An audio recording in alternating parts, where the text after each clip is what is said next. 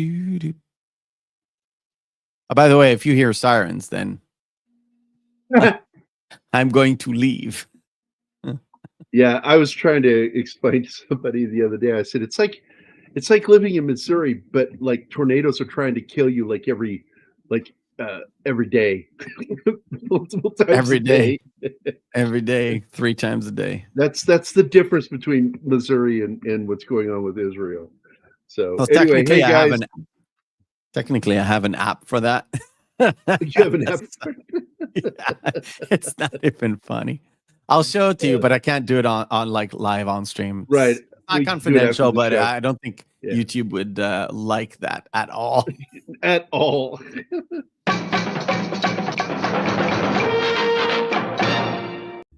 And now a word from our sponsor, Gary's Wholesale Sausage Emporium. Are retail hot dog prices making you crazy? Come on down to Gary's for all your discount dog needs. Hey guys, don't forget to click that like, subscribe, and notification button. We appreciate you watching the show. Now, back to it. Yeah, I thought I'd throw that in at the beginning. Nice. Oh, so I advise anybody that wants to watch the show, don't read everything that Gambit posted because he basically did the whole show in the chat. I should read it. I was trying to watch the movie. I was trying to watch the movie today, like genuinely. Tried to go on certain islands that carry these sort of things, like DVDs and stuff. No go. Also, there's a website I can watch, like stream it, watch it for free. Not similar to what you call Tubi. We just call it something else because Tubi is not allowed in Israel. What is it called? Jubi? No, Tubi is a very United States thing. We don't have that here in Europe either. That doesn't even start with a letter. It actually starts with a number. Yeah, but now you've got the idea. Go open your own channel now called Jubi. Jubi. More like Juvie, am I right? Yeah, right. Anyway, I could not watch this movie at all. But it came out the same year that like Angel Heart came out, 87. So I was surprised. No, it came out in 88. Oh, okay. But they were close together.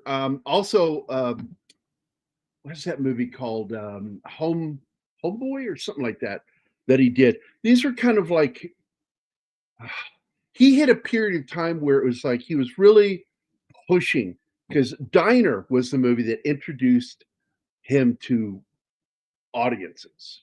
Okay, great film. Steve Guttenberg got his break on that movie. So many great actors in that fucking movie. And was Rob Lowe on Diner? I keep forgetting. No. Were you referring to Johnny Handsome? That Johnny movie? Handsome, that's the one. Yeah. Okay.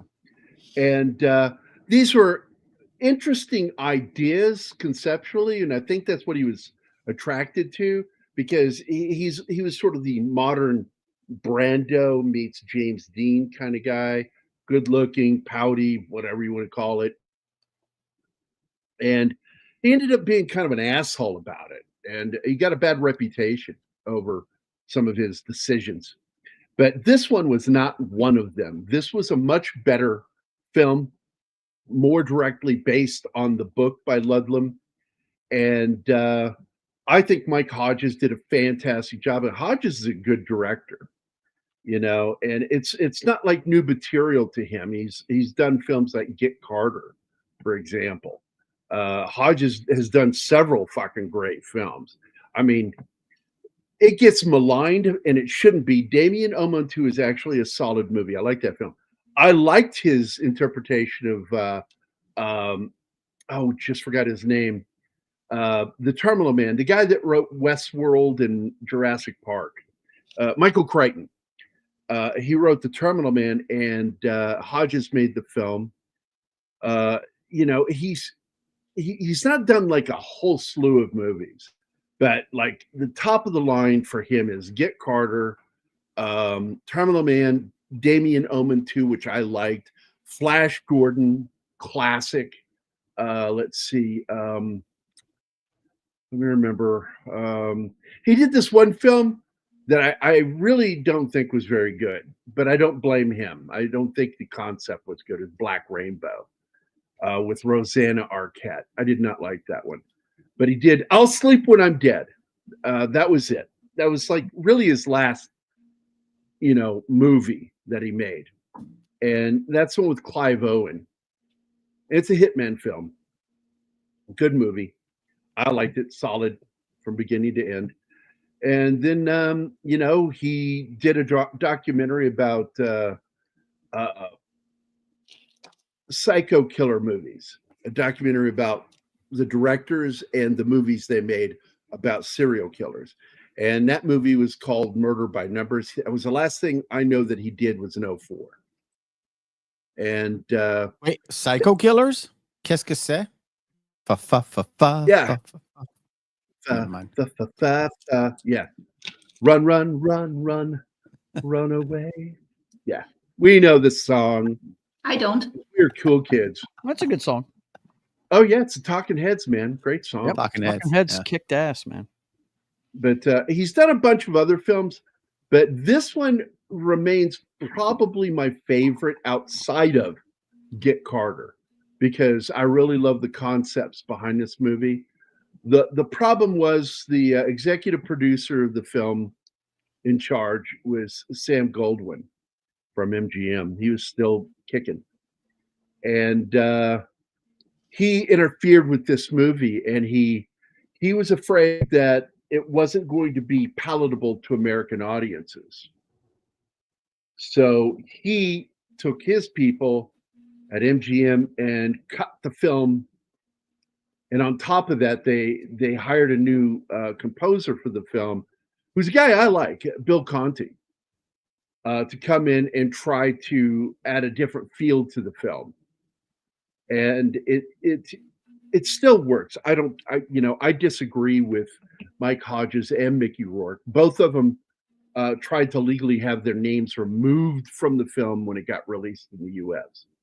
And that didn't. They failed. I still think it's a solid film, but I would love to one day see Mike Hodges' director's cut of this movie. They say it's floating around out there. I've never found it, and I've been looking. And well, if you got the altered version in '88, the original release date is May 13, 1987 in the UK. Europe. Yep. Yeah. Which is a different film from what we got here in the US in '88. And I would love to get that original Euro cut of the film with the different soundtrack, and it's longer. And as Trey Parker and Matt Stone would say, it was longer, bigger, and uncut. Oh my God.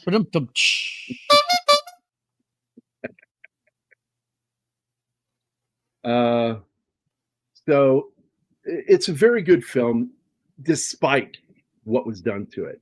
I still really like it. People say that they have trouble liking the Mickey Rourke character, but you should like him from the moment you realize that he just was guilty of killing a busload of kids and was ready to die right there because of what happened at the beginning of the film. Because at the beginning, they set up a landmine to kill a political figure, but instead his car gets passed by a busload of schoolgirls, and they're all killed in the explosion. Is beginning to sound like the premise of a porn movie. Of a what? Of a porn movie. Beginning. Never mind. Of a corn movie? I'm not understanding what you're saying, buddy. Okay. Adult film. Oh, why? Well, busload of. Oh, yeah. No. Oh, they were younger than that. They were like 11 to 13-year-olds. Okay. All right. Yeah. Thank you. Oh, Joe, you're nasty. Hello, Joe. So, hey, 11 Alpha's here too. Gambit, and of course, Penny is here. Hi, Penny. I hope everybody's having a good Wednesday, middle of the week. I know things are lightening up for our good friend Mephisto here, and I'm hoping it keeps getting better. We all Just hope like so. in Starship Troopers, it's random and light. Yeah. Well, the director's cut is what was seen in Europe. What we saw here in the United States was the Sam Goldwyn cut, which is cut why for American audiences. What a fucked up Yep. thing to do. And I think that first of all, it's insulting to American audiences to think that we can't appreciate it.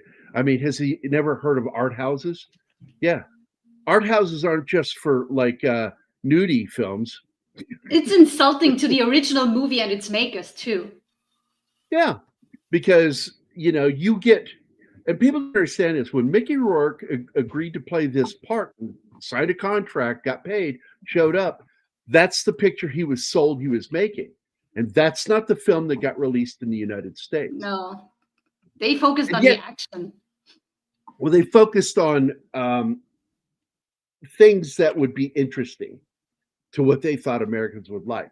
And don't get me wrong, I still did like the film, but it felt like there was a bunch of stuff missing in it, and I still like it. I'm a very big fan of this film, but I could only imagine what the director's cut is, and I hope before I die, I get to see the director's cut of this.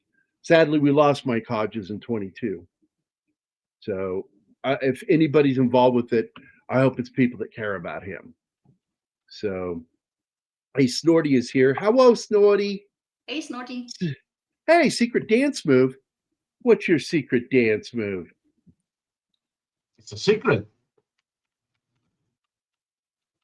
I loved the fact that he nailed a Northern Irish accent from up around Derry. And most actors don't do a very good job. And maybe it's because he is Irish, an Irish descent. Maybe he had family to borrow off of. So, but I thought his accent was pretty spot on for Northern Irish. Well, he did his research too. He spent time with actual I.R.A. people. And there was, I know there was controversy over that too, the I.R.A.'s involvement with this film. But the fact is I don't think they're too involved with it because they're not made out to be good guys in it. They kill children at the beginning of the film and spend the rest of the film trying to kill him. Either bring him back in or kill him. Yeah, make him kill more or his best friend, Mitt, as he says. And of course, this is an early American film for Liam Neeson, who had already had some good work. I mean, he'd already been in Excalibur. But the fact is I think because this is a good film for him to get released and noticed in America. The problem is the film didn't do well, which sucks because why? Sam Goldwyn was wrong. I think the film probably would have done better if they'd left it in its original form. But anyway, so there was controversy over the involvement of the I.R.A. in the making of this film, which they made it clear, and they fired a guy, I forget his name offhand, because of the fact that they wanted to make sure that they understood there was no. He does look. Liam does that too in the film, so Liam's just as guilty of slipping in and out of the right accent. But he does a really fine job of nailing some of the enunciations that the Derry do. And even Liam does. And Liam's not from Northern Ireland. And Alison Doody, who is also Irish, does a halfway decent job. She's absolutely Southern Irish. Well, a lot of that gambit was his own decision making. He was his own agent. And he made a lot of bad decisions. And that's why his career kind of tanked. Also because he got a bad reputation, especially after he did the movie, oh my God, the sexy movie where he had sex with the actress on camera. 9.5 weeks. Yeah. Just his rep just died. The refrigerator scene killed his career? Is that what you're saying? It's very closely related to Get Carter because just like Get Carter, it has a very down ending.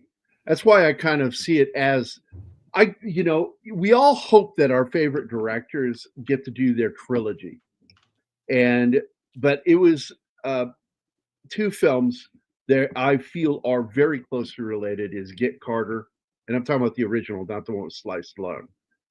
The original that came out in the 70s with young Michael Caine, and it's a solid film dealing with some of the similar. You've got the mob, British mob, which is not the same as like here in the U.S. with the Italian mafia, and then you've got the Irish mob, you've got the Jewish mob, and then you get subsets all the way down the cultural ladder.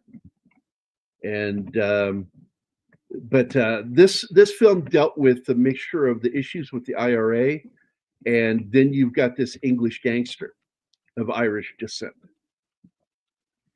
And you get Bob Hoskins in one of my favorite films he ever made, and it really is.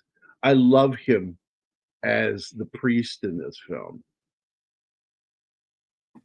And he plays Father Michael DaCosta, who also, by the way, is former SAS, his character. So you've discovered he's a bit of a badass himself. I mean, you saw how he fight in Toontown? I'm telling you, he was throwing down. He kicked that one tune right in the junk. Launched him. Launched him into outer space, man. For a long while, I didn't even know Bob Hoskins was English. Like, I did not know.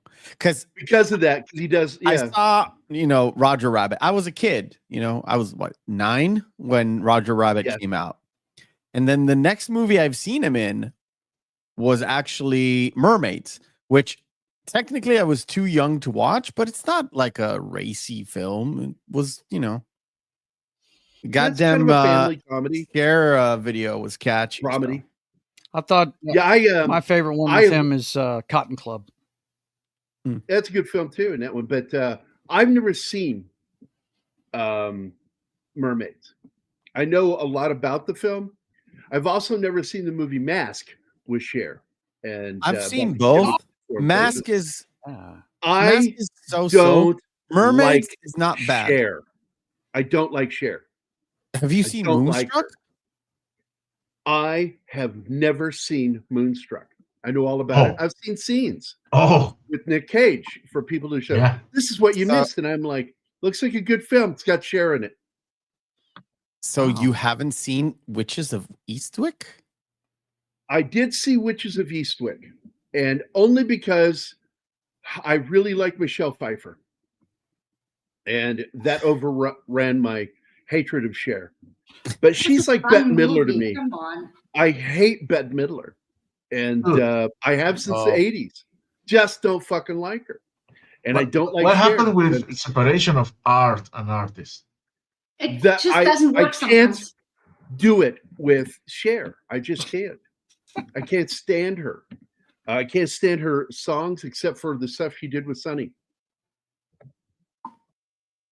Hey, we have somebody new. Sonny was the only thing that gave her redeeming quality. T.O. Hank? Snap out of it. He's right. No, the fact is, I've seen movies with Cher.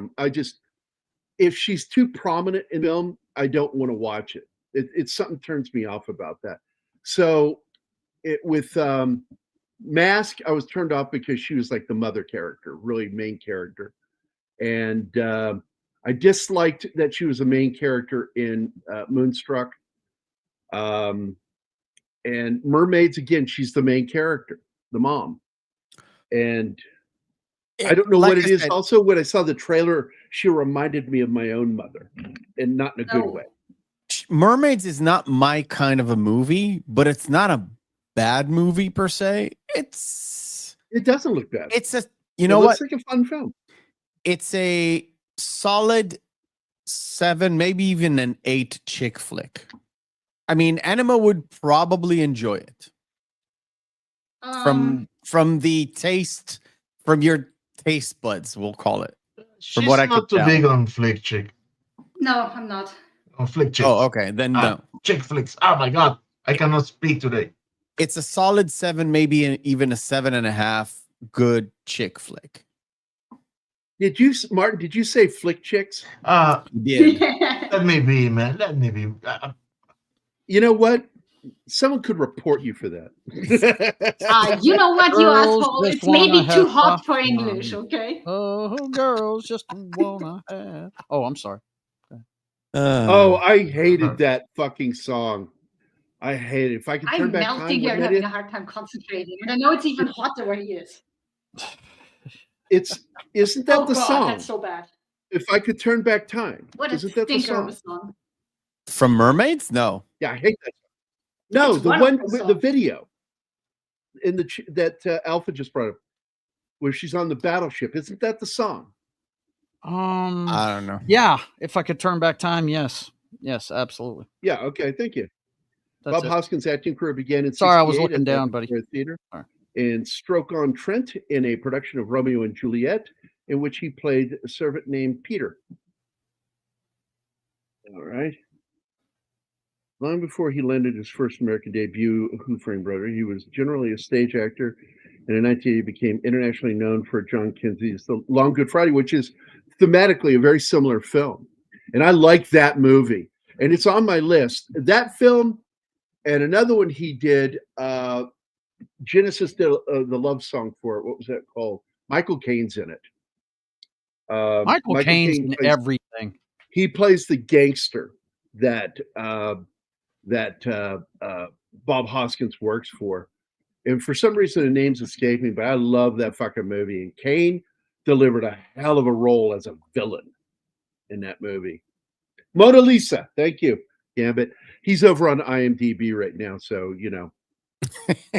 What do you mean right now? He lives there. I don't think he ever leaves. I know. I tried to avoid saying the name of the song to avoid earworming you guys. No, it's already in my head now. Thanks, buddy. Hey, have you ever stopped and considered that maybe he works at IMDb? Yeah, Mona Lisa is a very good movie. And it was much darker than what I expected, because like I heard, oh, Genesis did the love song. I went, oh, it'll be a romantic film. No, it is not a romantic film. It's about fucked up shit with people fucking lying to each other in the mob of England, British mob. Don't forget this. His best role is Mario in the Super Mario Brothers movie. Fuck that movie. I've seen that movie, and I didn't want to, but I took my kid to it, and I really fucking hated that movie. By the way, he did a film with Denzel Washington called Heartbeats. What was that movie? Where he is a cop who has to have open heart surgery, and he receives the heart of former gangster Denzel Washington, who dies, gets killed. And so he gets his heart, and he becomes haunted by this gangster. Are you talking about Bob Hoskins again? Yeah. Or Michael Caine? I'm so confused. Bob Hoskins. Talking about Bob Hoskins, because that's what he was talking about when I read that. And I went on past that with more Bob So Hoskins. he got the heart of the guy from Man on Fire? Yeah, he got the heart of the it's a good film. I got it lined up because I told Anima all about it. And I was really surprised. It's a kind of a dramedy, you know, because it's got comical overtones. Because at certain scenes, Denzel's ghost discovers that he can move Hoskins and make him do things. You so showed it's me got the that kind of trailer. physical comedy. Yeah. And it's a fun film. And I've loved Bob Hoskins. First time I saw Bob Hoskins was in the movie Lassiter with Tom Selleck. And I was bowled over by the guy. I'm like, this guy's a good actor. So I started looking first. And once they created a home video, I was so grateful. We started getting, video shops in Fredericksburg. And I would start looking for movies with Bob Hoskins. We didn't have the Internet New Movie Database. So I had to create one in my head to look for movies. And here's the scene. They've set up the landmine, and it's supposed to hit those vehicles, but instead this van goes up there and triggers the landmine, killing all those little girls. And you can see Liam Neeson's like, I'm out of here. I don't want any part of this. Heart Condition. That's a good movie. Thanks, Secret Dance. So the thing that you have to understand in this scene is he's dead already inside. He's just not physically dead yet. He died with that explosion. He didn't care what happened to him, which is why he lingers. And Liam Neeson, being his character's kind of a chicken shit, leaves without him. And instead of going back, grabbing him and forcing him to go with him. I liked him as Smee too, and it's not the only time he played Smee. He's played Smee twice. Really? Where was the other? I got to look it up real quick.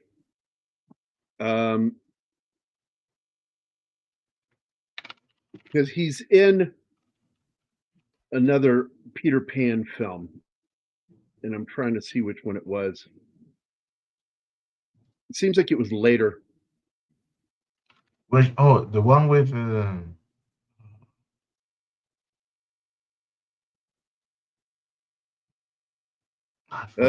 portrayed Smee in two different productions. He first played him in Hook, and then he played him in the miniseries Neverland. There you go.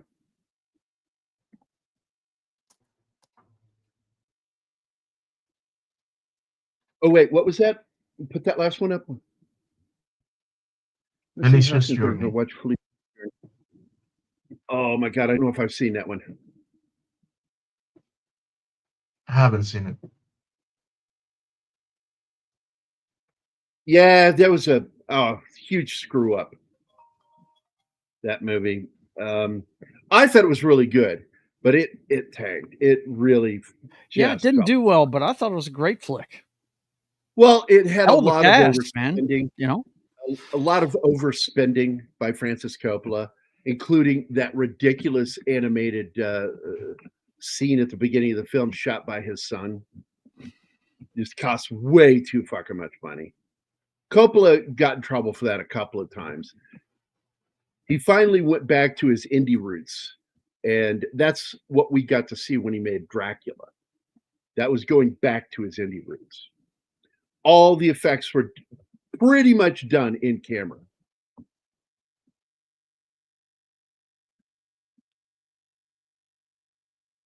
Yeah, Cotton Club did not do well. It tanked. I'm going to have to see that one, Felicia's Journey. I'll tell you, a film you all need to skip with Liam Neeson is the movie where he played a priest early on in his career. Ugh. That bad. I thought you were about to say, don't watch Rob Roy or something. Oh. Rob Roy's great. I haven't seen it in a long... I think I've seen it once. Oh, you should watch it again. I've seen it twice, once in the theater and once on video. Yep, I've never seen this movie. I've just added it to the list of things I have to see. What, Cotton Club? And this is later, too. This is in 99. Felicia's Journey. I like the director, Adam Aguian. Really good guy. Good director. Sweet Jesus. Arsenia Kanjian, whatever her fucking name is, that plays Gala in that. Boy, she's sporting a fucking heavy unibrow there. Good God. You know what movie I've seen today? I've seen two movies today. I've seen Scarface, and I started to watch Life, because I've only seen it once, I think, and I didn't even remember it. There's a line in Life where it just comes out of nowhere, but it was funny because Eddie Murphy plays a guy called Ray, and this is like the 30s, and he has a fight in prison, and the guy who hits him, he's getting up, and he's like, I've known a girl called Della that hits harder than you. And I was like, That's really I remember interesting that how line, he yeah. got that going. Because his name in Harlem Nights is Ray Quick, and Della Reese was the one that hit him in the face. And then he shot her pinky toe off. Funny. And I completely forgot it actually existed. I'm going to tell you the name of that movie now to never watch, with Liam Neeson. It's like, it's not like he did a terrible job acting. The acting, it's incredible. It's an Irish film called Lamb, Lamb. And he plays an Irish priest trying to help this fucking troubled kid. And the ending of that film just leaves you fucking hollow. It's so fucking dark. All the way through the movie, I just kept expecting him to be one of those priests. Like, he takes off with this kid. He's trying to help this kid. And I'm like, oh God, please don't be one of those films. Please don't be one of those films. And then it ends in a completely different way from what I was afraid of it doing. And then I'm like, oh my God, I was so afraid of the other thing, I didn't consider how awful that ending would be.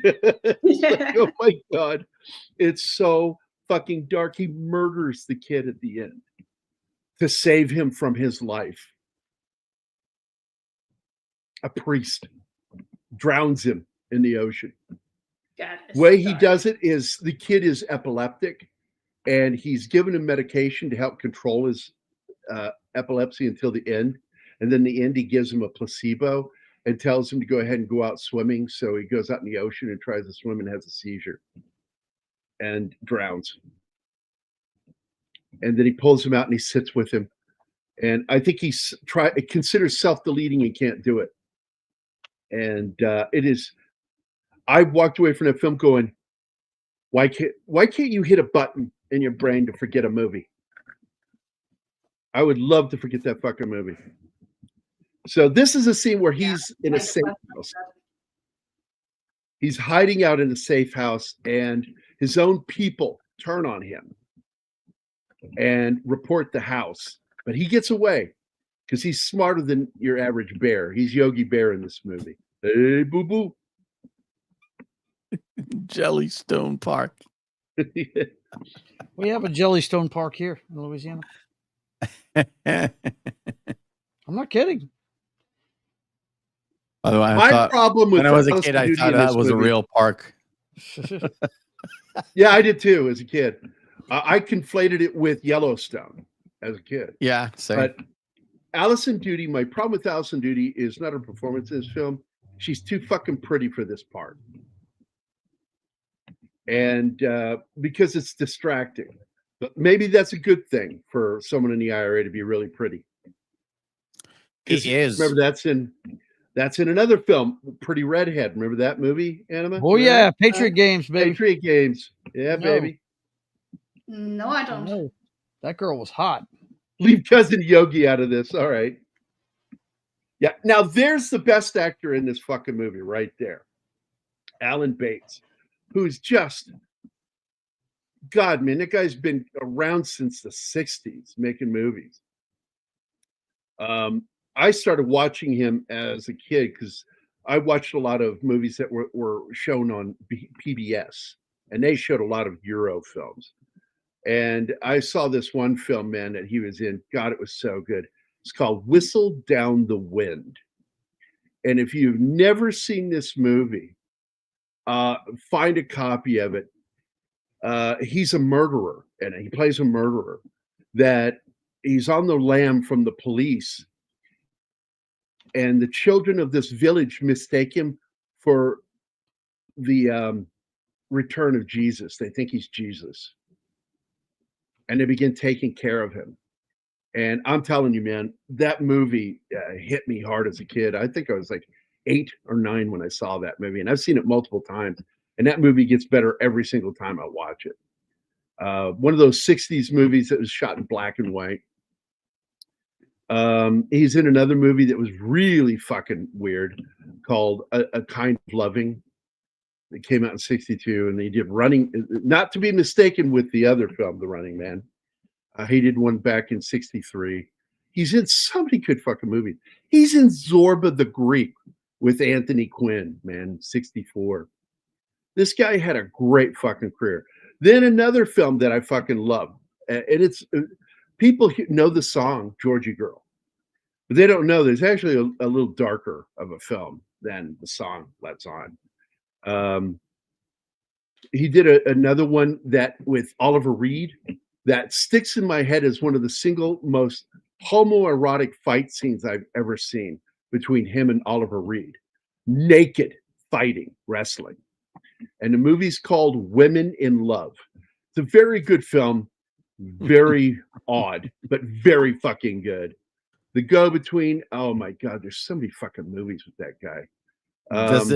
Does it beat the naked fighting scenes in Eastern Promises? No, Eastern Promises is a nightmare scene because it's body horror. That's where he brought in his body horror into that film, Cronenberg, is that fight scene in particular.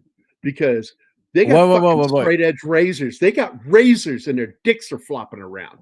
I'm like, oh my God, every guy in the theater's knees went together. Like,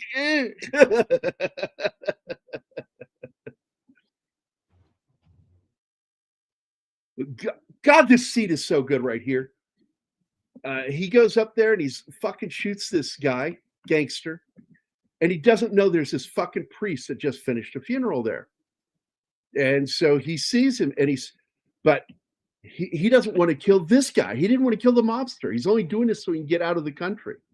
Yeah, but the mobster was a bad guy. The priest is an innocent who just happened to be there, and he's done killing innocents. And he even says that later.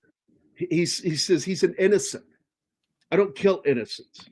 And I've had enough killing. And it becomes kind of a mantra for him. I'm done killing. I don't want to kill anymore. And it's brilliant how he saves the priest. Yeah, he spends the rest of the movie saving the priest and his niece that lives with him, the blind girl. Well, yeah, he does so by just confessing to the murder that the priest witnessed, which gets him kicked out of the church. But now the priest isn't allowed to talk about it. Which should have been enough.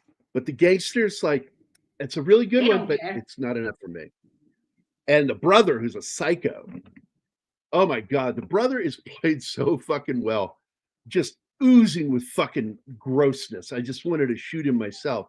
Played by Christopher Fulford. He plays Billy Meehan. It's the Meehan brothers. And I think they're supposed to be kind of like a play on the Cray brothers. Where you have the one brother's the more the gangster and the other one's the more depraved one. I love the Mel Gibson bounty with Sir Anthony Hopkins. And he's one of the crew.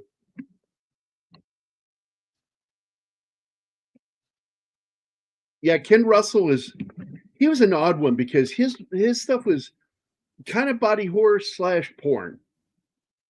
And that's the thing about Ken Russell. Yeah. I remember if I got to see a Ken Russell movie as a kid, it was because I have brothers. John Boorman, great director.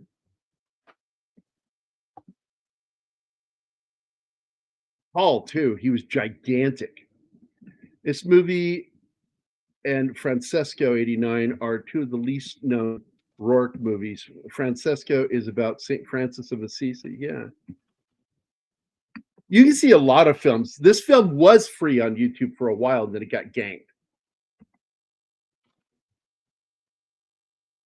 Altered States is, in my opinion, the first serious body horror film.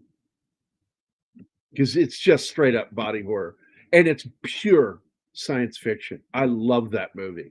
And what they did before the age of digital effects is amazing. Even the guys at the CG guys channel I watch, Quarter Crew, they were amazed at what they pulled off visually in that film and how they pulled it off. A lot of the stuff they did was dangerous in that film, including two scenes in particular. The scene where he's inside the tank and then you can see through the tank with the glow and him in there.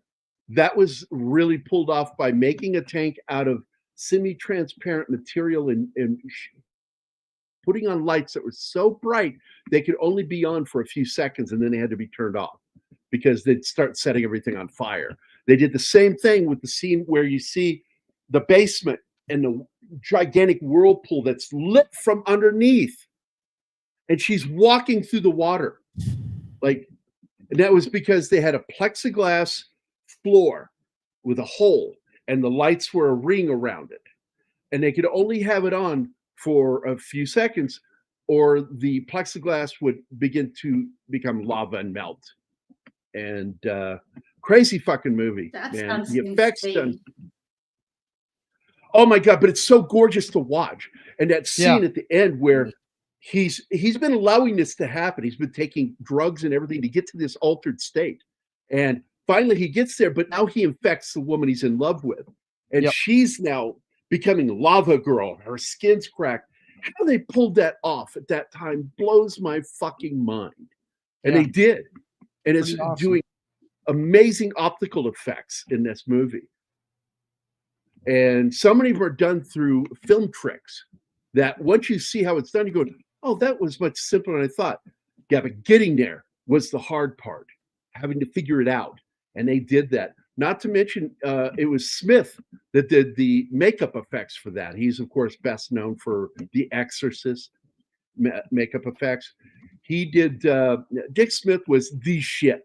When I was a kid, I was in elementary school reading about Dick Smith because that's what I wanted to be. I wanted to do special effects makeup and maybe even special effects. So many of us wanted to grow up to be that. Yeah, I was already a dick. My middle name is Richard. So yeah, The Devil's got an X rating because of the British Board of Classification, but they also gave every Hammer film an X rating. It doesn't mean the same thing as many people think it is. It's just, to us, that's an R rating. Oh, look, dude, I've seen The Devils. Oliver Reed. I've seen that movie. It's fucked up. There is sex in it. But there he is, Alan Bates. And Alan is one of those characters that you both hate and love at the same time. You love him as a character. He's interesting. And that's good writing. When you create a character that you can both love and hate. That's the same thing, by the way. I just watched a great documentary on the making of Live and Let Die. And they talked about how, it wasn't Robert Towne, it's Mankiewicz who wrote the screenplay for Live and Let Die. And he struggled how to write black villains. Like, how do you make them black and not be disrespectful to them? And he found that happy medium by making them interesting and likable, even though they're bad guys. Like Yafat Kato is so good in that film. And also the dude from the 7-Up commercials, the black dude, he plays Papa, whatever his name is, who's actually a voodoo character from the past. Shango. Is that it? Papa Shango? Is that it? I'll have to look it up, but I've heard that before. Right. Look it up. But yeah, he's on the card. He has the skull face makeup. And they gave him the skull face makeup. And there's some really cool shit in this film that they managed to pull up. There's some crazy shit in it too, like inflating Yaphet Kotto into a giant human balloon, and then he explodes. Like, Jesus Christ. We just finished a series, Gary, that gives us bad guys and a bad woman who is fucking you love them, but you hate them. But the characters are so well written that you like them, even though they're Tell people what the series you're talking about. Mobland. Yeah, Helen Mirren is the devil, but she is so good. She is. Yeah, I'm absolutely positive that the Mehans are based on the Krays.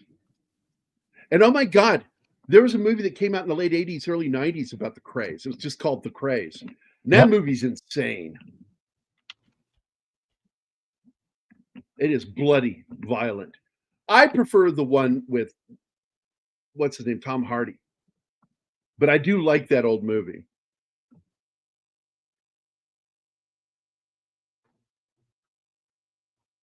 Absolutely, it was the onset of blaxploitation because they had already heard of the guy that was already making stuff, Mario Van Peebles, or not Mario Van Peebles, his dad. Yeah. I fucking forgot his name. Anyway, because he's the one who started blaxploitation, but Hollywood technically started blaxploitation because they began making movies out of Hollywood, specifically targeting the black audience, and that is what that means, blaxploitation. Movies. Shango's a wrestler, by the way. Movies where studios interfere and make them for a select crowd. What is that? Is that not stuff? Melvin. Stuff yeah, Melvin Van Peebles. By the way, motherfucker. Mario has a biopic movie of his father in which he plays his father. He played his dad, and I've seen it, and it's good. I think it's the only thing he ever did that was worth a shit, because I can't stand him as an actor. Papa Shango's it a wrestler absolutely from was. WWE.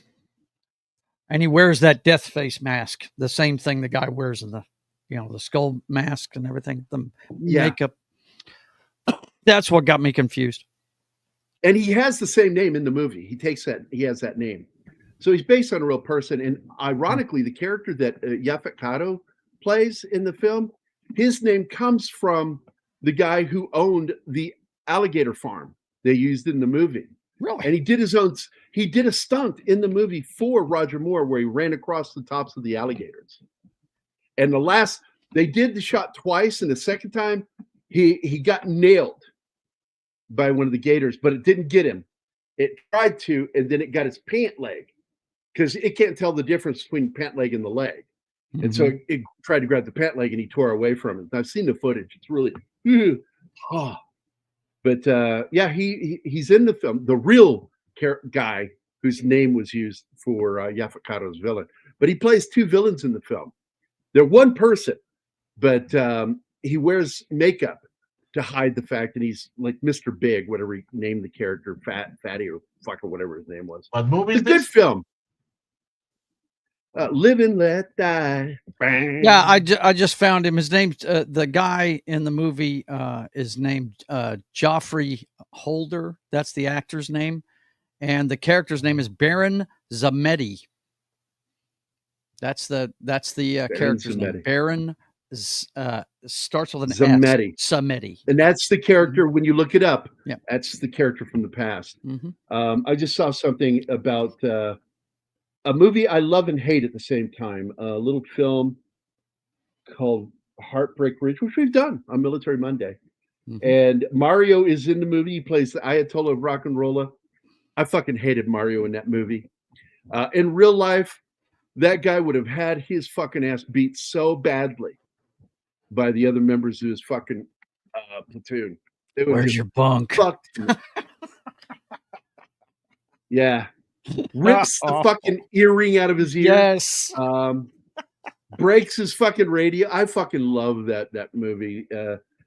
It gets so goofy, mind you, and I some of it's really insulting. It's so bad, but some of it is so good. And one of the best things out of that movie are all the great fucking quotes by Clint Eastwood. Why don't you lay there and bleed a while before you taste some real pain? Right. Oh my God. Too good. What he calls Bo Svensson, a homosexual, is so fucking funny. It's so good. He's like, I had no idea that was your sexual persuasion. Wait, what are you saying? He's, well, you seem to get off Ralston Marines. Oh, he's just terrible. You can't pick any performance outside of when he played his dad where he wasn't terrible. Every single movie Secret Dance move is bad. He is terrible. Except in that one movie. Okay, I heard two things. I liked it, and then I heard Tony Spoon. I like he had a show, a TV series called Sonny Spoon. He plays. What year did that come out? I don't remember. In the 80s. Was it close to 1990? Let me see. because my excuse there is the Army. I missed a lot, but I probably skipped it if it came out before or after that because I just don't like Mario Van Peebles. I really don't like him as an actor. I don't like him. I like his dad though. His fucking dad's badass.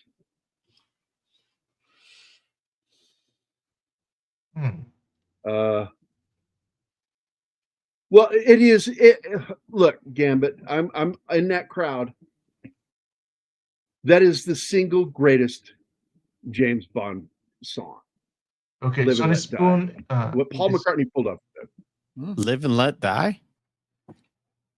Yeah, I love that song. I mean, I don't think That's it a is, but classic I can rock understand song. the argument. It's one of the best ever. It's one of. It is, and but for me, my favorite Bond song, oddly, was the one Chris did for Casino Royale. I fucking love that song. That's my number one favorite rock song. You Know My Name. I fucking love that song. Go back a little bit. I really liked Gladys Knight's song for License to Kill, and then the song that for Living Daylights I liked a lot. That was A-ha, as I recall, wasn't it? Yep, it was A-ha. I like. I also like the end song. Thunderball's a really good song, but I have a problem with Shirley Bassey. She didn't sing that because she's too. I thought Shirley Bassey sang that one. Tom Jones, my brother, throw your panties on the stage, girls. Tom Jones strikes like thunderball. Okay. Yep. Because like the other one I don't like is the one from. Please don't say Goldfinger because that's my favorite song. One of my favorites. I like Goldfinger. That's Shirley Bassey. I know that one. She did that one really good. Yeah. I like From Russia with Love a lot. I don't like Diamonds Are Forever at all. That's Shirley Bassey. Yeah, that's her. And Diamonds Are Forever, Forever, Forever. Yeah. Okay, that I got song it. is dumb. My favorite is the one with Carly Simon. Oh, there you go. That's the best. Nobody does it better. Yeah. Nobody does it better because it it personifies the character of James Bond, regardless of what movie it is. Plus, it could fit some like other stuff. Mm-hmm.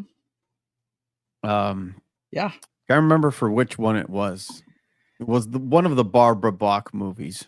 It was, yeah. It's I really liked the first one I saw in the theater. It's The Spy Who Loved Me. That's the Spy Who Loved Me. See, that's what I was trying to say. It's Sheena Easton sang that one, and that was a popular. It hit the top 40.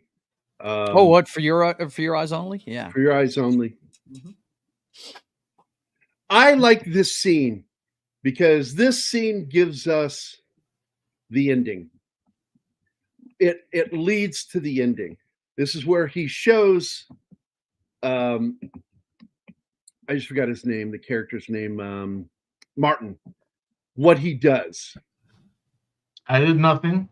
You know, and he says, "We respect the dead in here, and we don't smoke in here." And then he smokes. He's like, "Fuck you." And he takes an instant dislike to the other Meehan brother. And but what ends up happening is they show him the process of how they burn the body and then grind the bones. And here's a chick that usually got bit parts in films. A lot of attention. And he dislikes people who get oppressed. He really doesn't like them. And he dislikes the way she gets treated. That's Jenny Fox. She's the madam. And she's also a well-known British actress.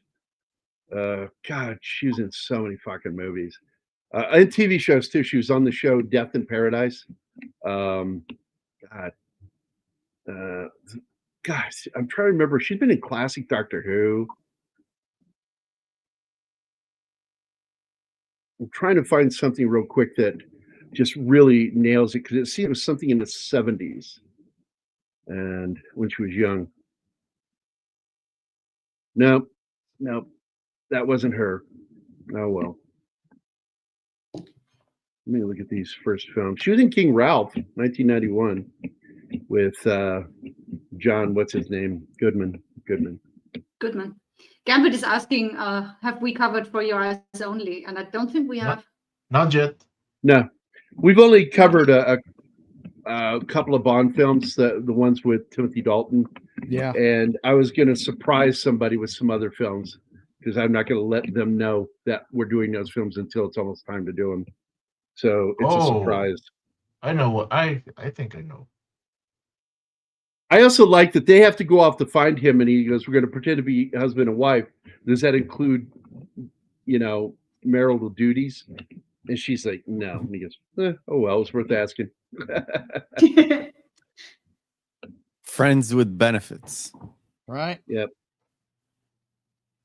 Oh, King Ralph is so stupid. It is, Alpha. It is kind of funny though. What? It's a fun film. It's just fun. She liked a fun movie? What? Listen, that was one of the movies that I was watching with my oldest brother. We were working all summer and we had the whole house to ourselves.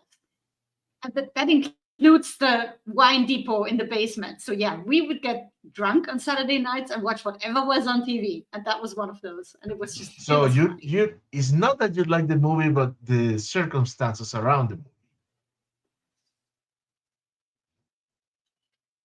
I'm just saying, being slightly drunk made this movie funny.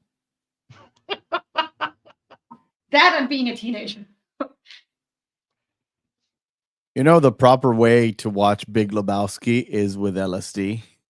Apparently. Oh God, I there's no way. I couldn't. It's one of my favorite movies.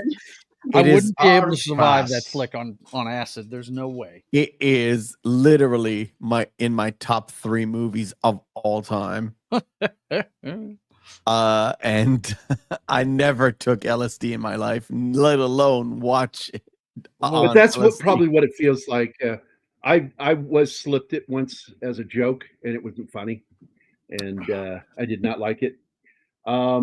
So let me get into something, because you brought up something that's important, because the fact is, when they did Moonraker started to feel like Bond was doing a parody of Bond at that point.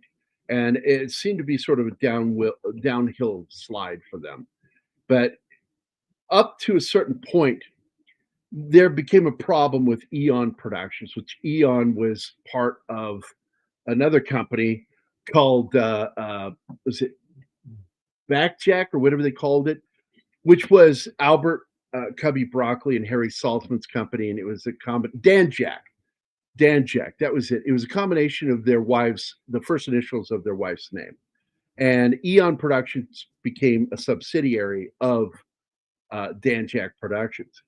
And the problem was, by the time they got to The Man with the Golden Gun, there was a serious problem between Cubby and Saltzman. Saltzman started getting these grand fucking crazy ideas that he wanted to do, and he would bring them up in meetings, and then they would just sort of like be forgotten. And then in one of them was in The Man with the Golden Gun. I think it was Golden Gun. It might have been even Live and Let Die, where this started. He wanted a huge stampede of elephants, but in order to have the elephants be able to do that, he had to have special made shoes for the elephants to fit over their feet to do the scene. And suddenly, while they're in the middle of shooting the film, there was a sudden delivery of like a few hundred elephant shoes. I gotta go. Giant. Okay, Meph, be careful. Everything okay, Meph? Be safe, Meph. He ran out quick. That's probably the alarms. He probably got an alert. Yeah. Say a prayer for that man, everybody, ladies and gentlemen. Say a prayer for our buddy Meph, man. Mm-hmm. Him and his family. And his family. But anyway, so when fucking that showed up, it was the beginning of the end between Cubby Broccoli and Saltzman. And Saltzman wanted to bow out gracefully, and so he found out that he was owed a lot of money to a studio, and he was going to leverage his percentage of Dan Jack and Eon Productions. And while doing that, originally Cubby agreed to it, but then backed out last second because he wanted to leverage that against Saltzman and force him to sell it to him at $35 a share and get it cheaper than the value. But when that happened, Saltzman got so fucking angry that he went to MGM UA and sold his shares in Eon Productions and Dan Jack Productions to them, which is how MGM UA got involved in the first place. And it ended up being something similar recently because there was a panic by Barbara Broccoli to make her decide to sell to the enemy. And she sold control, even though they still own a percentage of it, they don't control it anymore. Amazon, MGM now controls James Bond, which means they're probably going to cut up into little pieces and give us a version of Jane Bond. You know, well, and I know they've already planned that. Do it. They're doing. They've already announced that Florence Pugh is attached to the Moneypenny Diaries. It's a series of books that they're planning on making a series out of. That was the first announcement. Do they announce the new Bond first? No, they announced that shit first. Unbelievable. Yep. And apparently, there's still fighting going on over Bond because Broccoli wants it to go back to old school. Mm-hmm. And pay homage to the origins of James Bond in honor of her dad. But she fucked that up. The minute she did what she did, that screwed any chance of that. Yep. I also love how the scaffolding plays a major part in the wrap up of this movie.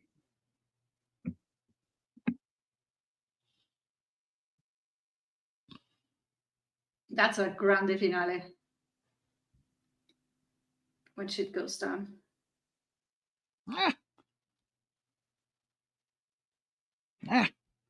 Shit. I mean, you end up really liking that character, so he deserves to go out with a bang. By the way, Saltzman was the one, because a lot of people don't know, Harry Saltzman's not British, he's American. And he was the one that was pushing for Bond to be American. And he wanted... that doesn't make sense. He wanted Burt Reynolds was one of the actors. Who else did he approach? I love Burt, not the Bond. But Burt was the one who said that. Yeah. Versus, no, he needs to stay British. Thank you, Burt Reynolds. Absolutely. Thank you, sir. My hero. But there was another actor that they approached to play Bond too. And there was one actor, English, that they approached, though, who looks a lot like Daniel Craig early on. So I thought that was interesting. Very short, stocky, muscular, square head. Not ugly, but not handsome either.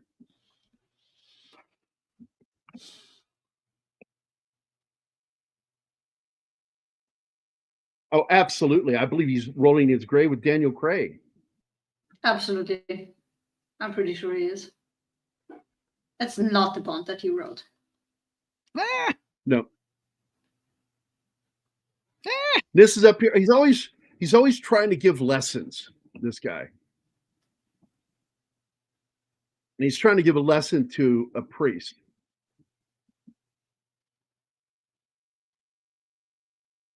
Yeah, with Jimmy Bond. Remember that? Jimmy Bond. And Le Chiffre was played by Peter Lorre.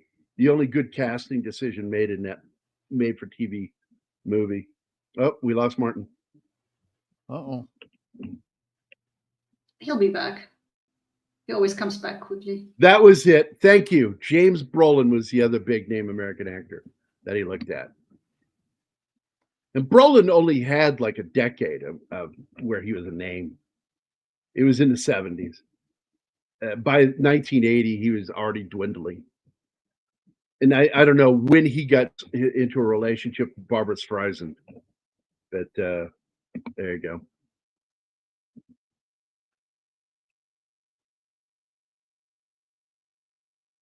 James Brolin's in one of my favorite movies. By the way, did you know that Roger Moore played Bond before he played Bond in the movies? No, I didn't. Really? There was Radio a show? comedy. There was a comedy series on TV, Okay. and it has to do with James Bond going to a restaurant to meet a counter spy, and throughout the entire dinner, they're trying to kill each other and the waiter. I've never seen it, but I just happen to know that That's he played funny. James Bond before he got That cast sounds by funny. Wow, that's crazy. Saltzman and Broccoli. I'm sorry, Gary. I know I'm not talking. You know how it is, man. Oh yeah. I'm concentrating. How did we end up on James Bond in the middle of a Mickey Rourke flick? This is it right here, where he shows him how they do what they do. Mm-hmm. Jesus Christ. You all right? We I got get two tired animals. of this. That's what I get so fucking annoyed with. Doing a fucking show and it fucking go off camera because my connection's bad. Yeah, it'd be all right, brother. Yuck college type of yuck. I don't know what that means.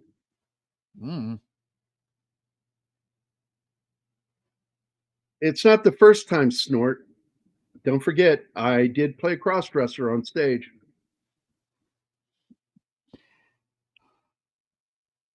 And he stayed in the Holiday Inn last night, too. And we lost Anima. Wow, what is going on here? Fuck if I know. Just the two artists. Yeah, Barry Nelson played Jimmy Bond. That's Let's what see he was if- called in the story, Jimmy Bond. Jimmy Bond. My name's Bond, Jimmy Bond. Jimmy Does Bond. not have the same ring. Let's see if the... Looks like we're still up as far as the... Oh, that's funny. Yeah, that's up. Brutalin. His mother, Brutalin, huh? Okay. the kid, the son, James Brolin's son. I just forgot his name. Anyway, Josh Brolin had this great story talking about how they would deal with wild animals, sanctuary stuff, and he was raised in that kind of environment. And his mother was just a super badass, and they were having trouble getting this animal into it. It was either a gorilla or a fucking bear into a truck, and she came around that corner and chastised this animal, and it went right up into the trailer. And he says, and he just laughed, telling the story. He goes, "That's my mom." Something about that female mama energy gets even the most hardcore dude to step and fetch. Absolutely. Funny. That's funny. So we have no slideshow, and we have lost Martin and Anima. So it's just us of the slideshow. Now, what I should do here is just end the show and fuck with them when they show up. Oh my God. Gary. And like, what happened to the chat? Why isn't anybody talking? Why is nothing working? Oh, those poor guys. For her, it was her laptop. Okay. She text you or something? Yeah.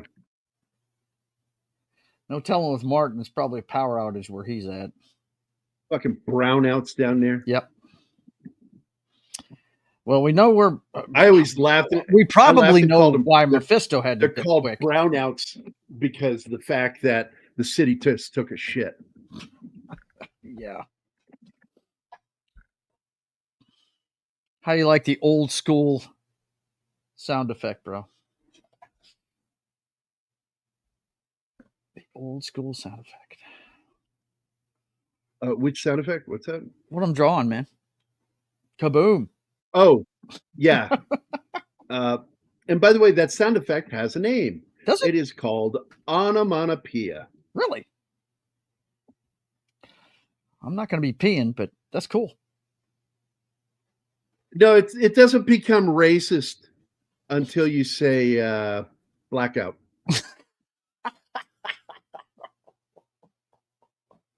Oh my God. That's funny. Oh man. And by the way, did anybody see the thumbnail for the show today? I don't know saw if it. anybody Yeah. noticed. I put Kim Jong-un on there again. Yes, you did, and it's awesome, dude. It is and this awesome. time he says, "Where is your song? Why don't you just show the movie for free and shut up?" And I know I know the lore behind that. Yes. Well, I get that because people keep leaving comments. They're trolls. They pop in and go, "Why don't the people talking on the show just shut up and show the movie?" Right. I came here to see the movie. And it's like, then you're a fucking idiot and don't know how to read. It's so funny. I remember when you first went off about that, man. It was like you just got triggered. I was like, "Oh my god, Gary's gonna lose it." It's like, how stupid do you have to fucking be to not read that this is a discussion show about movies? We talk about movies that we love to talk about. Yeah, just a bunch of friends getting together, little ADD theater, but it's always fun. Yes, it is. It's awesome. I love it personally. What's this look, one? I could talk. Look, it's like Gary. It's like Neurotic says about comic books. We have these discussions all the time amongst friends. We're just doing it live for your entertainment. That's what it is. We're just talking about shit we dig. Yep. So yeah, as far as the film go, Hodges had a really good film, and I still really hope one day I get to see his movie, his vision, because this is a good film, but it should have been a great film. Mm-hmm. I hear you. I made a mistake over here. Check it out. Apparently, this guy can keep his feet on the deck and get on the other side of the railing rope at the same time. Yeah, I erased it. By the way, onomatopoeia could also be misconstrued as a urinary tract infection. Really? No, that's onomatopoeia. He doesn't masquerade what he's doing. I gotta pee, right? No. Yeah. Hey man, I gotta go up here. Yeah. Now that I think about it, I bet there's some race hustler who's actually claimed blackout and brown out as racist. I'm sure. I guarantee you. There's a word in the English language, I'm not going to say it here because it might trigger YouTube, that has nothing to do with race. It's Nigardly. It means to do something slowly, or at an overly relaxed pace, and it has nothing to do with race. I have no idea. Who made it back in? It sounds bad if you say it. I did. Apologies, guys. My laptop all of a sudden decided, hey, perfect time to do an update. And everything just went black. And then it restarted. Man. Intense. It's never doing that. It's always asking me. And then I get to set another time. That's the first time it did that shit. It just decided, I don't care that you're open. We're going to just nuke you right now. Yeah. At the prime time where I'm always on my laptop. Right. Fucking shit. It'd be all right. Yeah, this is before the I.R.A. disbanded and became Shin. I forget what they call themselves now. Shin something. And now they're a political party, Sinn Féin. So now they're a public political party. Gary, I am so dumb. I should have done this on another layer. People don't know. They're fucking communists. Huge communists. Yeah, that's it. Snorty got it too. Sinn Féin. Yeah. I should have done this on another layer and then put it on top of it instead of having to erase these lines all through here like a dumbass. This is where Hoskins beats the shit out of his crew with a trash can and then looks at his hands like, what have I done? And then looks up and sees Alan Bates, who looks at me and goes, you clearly have no idea who I am. Just basically outright threatening him. Yeah, Sinn Féin is, or Sinn Féin is absolutely a communist group. Ugh. I don't think I've heard of them. That's what the I.R.A. became. Oh. The Irish Republican Army. That I know. Now, I will tell you a movie I do like that I've been trying to get some of my friends from Ireland to join me to talk about is Liam Neeson's go at, oh my God, I just forgot his name. One of the founders of the modern I.R.A. Really? That started after World War One. Sounds nifty. Michael Collins. Michael Collins. Yes. Give myself a second and I'll remember. Right. Yeah, Michael Collins. It's a very good film. Very good film. I've heard of it. I've never seen that one. And nobody listened. Do you like Blown Away? With Tommy Lee Jones film. and Jeff Bridges? Yeah. Not great, but it's a good film. Yeah. I thought it was good. Of course, I'm one of those weirdos. Ever since I saw Jagged Edge, I'm a Jeff Bridges fan, dude. I'll watch anything he's in. He was so great Netflix. Well, Gambit, you know my joke, which is Scotsman's just an Irishman that never learned to swim. There you go. Oh, I got to remember that one for when I'm. Yeah. Well, you can flip it around. You can flip it around that an Irishman is just a Scotsman that never learned to swim. Right. The Irish gave the Scottish people what's that instrument that they play? Bagpipes. Bagpipe. Thank you. And the Scottish Irish never figured out Irish the gave joke. them. Yeah, they're so dumb they've never got the joke. It's or they still don't get the joke. Yeah, the Scottish are so dumb they still don't get the joke. This is why he dares his best friend to kill him because he knows he's dead anyway. Well, he doesn't just dare. What he does here, he's already accepted. Yeah, that he tells him it's okay, and then just walks says, away. It's okay, and he can't do it, which is his death penalty. Yeah, because he signs his own death by not killing him, and he knows it too. And Alison Doody does a scene where she's on the phone with the bosses, comes upstairs to the room. He's sitting in the bed with a drink in his hand and his boxer shorts, I think, and a t-shirt. And he's like, "What now, love?" And he turns to look at her and she fucking shoots him right in the fucking head.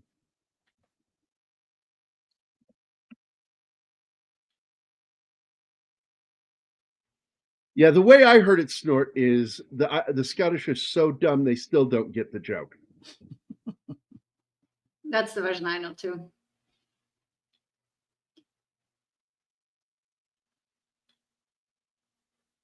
Well, yeah, the Picts. Yeah. Yep. Gary, the Picts were the scary ones. They're the scary ones. I'm so glad. If you read your history, they scared the shit out of the Romans and everyone else because they're just fucking weird with the body makeup and shit. Hi, Helen Place. I'm so glad you're doing these drinking draws, dude, because I'm getting a lot of work done.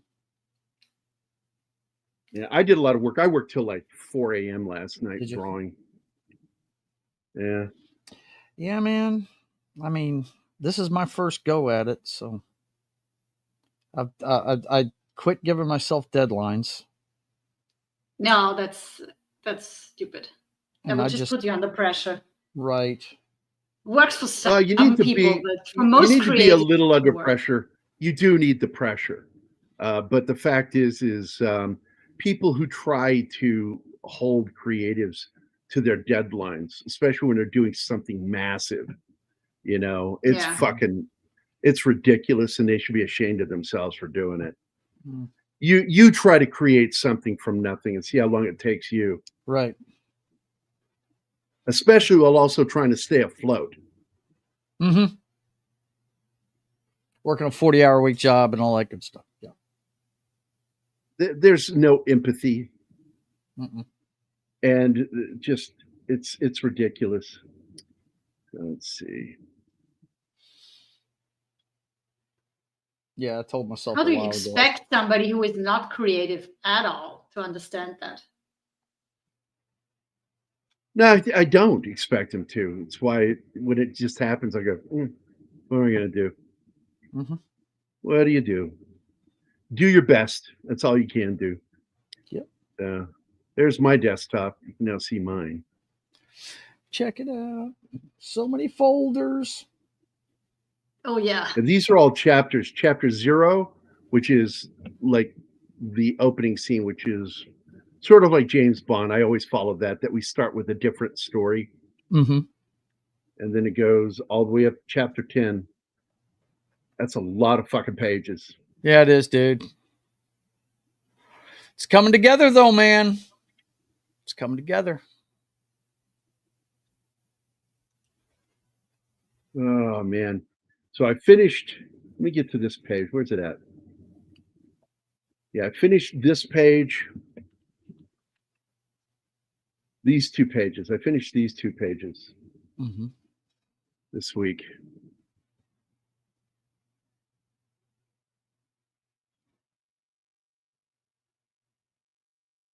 I started working on them over the weekend and finished them pretty much last night. I'm almost done. I still have a little bit to do on the 1 page for the chapter. These 2 are done. Anima got so confused, like who are these guys? I said, you got to follow what's going on in the story. Yeah, but I only have the 1 page that you're sending me, and you're jumping back and forth in the story, so it's really difficult to get the context. I just want you to be able to see the artwork. You don't follow the story. Just follow the artwork. Just look at the artwork, because I actually know what I'm doing. I really like waking up to last night's work. What I don't like is waking up to you texting me because you haven't gone to bed yet, because then I know this day is going to be short for us to spend time together. Right. Or as they say in German, is already difficult enough. In German, it's Kurz. German? Kurz. It's kurz. But yeah. In 7 German? hours is already difficult enough, but when his night ends, his night starts when my night ends, that's pretty much it for the day. So I finished these panels that are in black and white last night.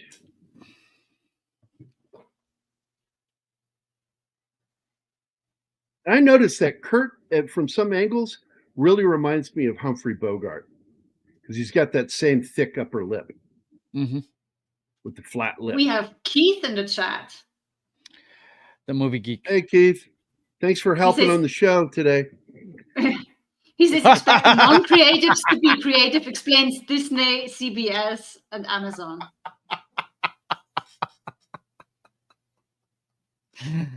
Oh. People don't understand how quickly I can turn on somebody and be a dick.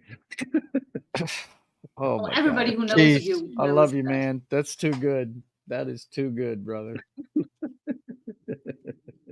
Had so much fun meeting him when I went to John's wedding, man.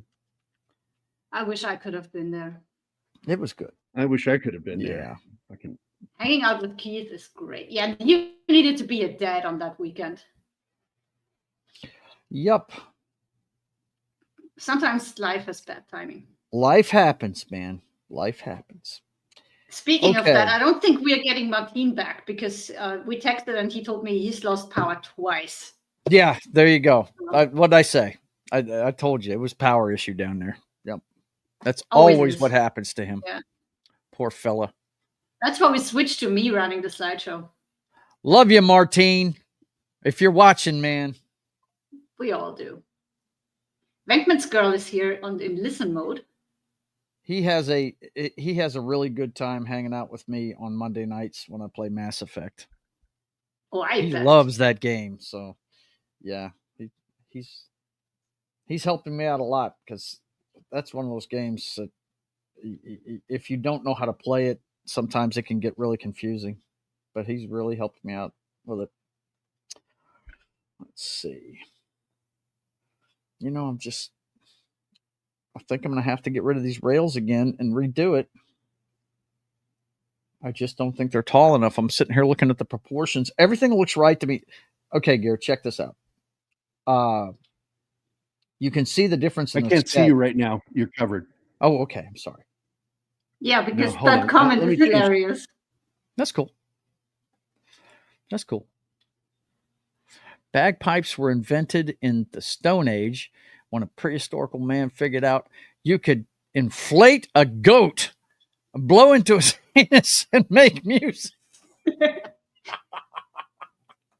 had to pull that out. Sorry. Good one, Snorty. I had to change some of the proportions on this, Gary, because the original sketch, the figures were too big. I mean, it makes it look like it's a small fishing boat. You know what I mean? Well, you get to a certain point sometimes you've got not enough area for the characters you've got. Yeah. And sometimes you got to scale back some. Yeah, that's what I did with it. If you look at the ink, you see I made them smaller and spread them out more to make the boat in the front look bigger. I kept that guy in the foreground because he's diving towards you the same size, but the rest of them I made smaller and scattered them a little bit more. Yeah, that's some violence going on. Yep, for sure. It's a torpedo slamming into the front of the boat. That's what it is. Nice. Yep. And then this next one I gotta get started on is a female crew member that just got blown off her feet, and she's trying to get to her feet with the Hind helicopter coming in for another strafing run. And that's when one of my favorite ones, the first time you see the privateer, comes into play. That one right there. He's jumping between her and the helicopter. So, yeah. Very cool. I love that one. Love that one. That's the first time you see him in all his glory with the flintlock in his right hand. Yes. Nice. She is such a bad blind person. She has no sense of when somebody approaches her at all. Like, not even her uncle. When she's playing the organ and her uncle comes into the church and stands next to her, she only realizes he's there when he walks past her and starts talking to Martin. And I'm like, what kind of a blind person are you? And she apparently was born blind because she was raised by nuns until she was old enough to. That makes it even harder to believe. Right? Yeah. Because that's not how it works for blind people. They develop their other senses. And with her, it's just not the case. That annoyed me a little bit. She could have popped that crucifix off the wall and defended herself, because she would have felt that somebody was in the room. Well, she does end up defending herself. She stabs the fucking shit out of the guy with scissors. Thankfully. And then Martin doesn't have the heart to tell her she killed him, tells her he ran away. Zax is in the house. Did he die? No, love. He ran away. Did I kill him? That's the question. And he doesn't want her to live with that. Should I give Zax this video? Yeah, of course. Let me see if I can find it. I'm not Martina. I'm not good at this.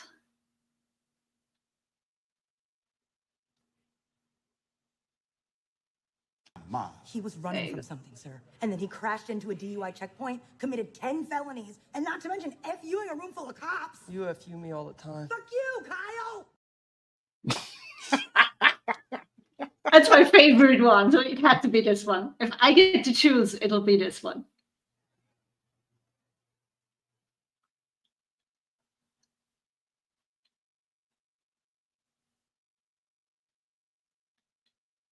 Oh, of course it went straight. Shit.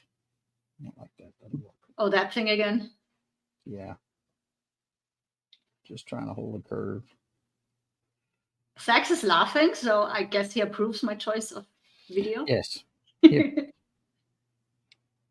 Love you, Kyle. Looking forward to hanging out with you eventually when I'm in the correct time zone.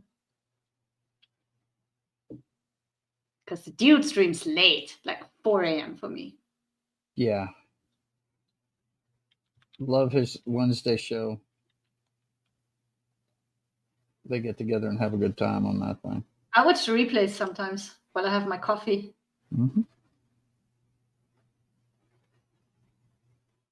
Damage Control is here too. I don't think I've seen that name before.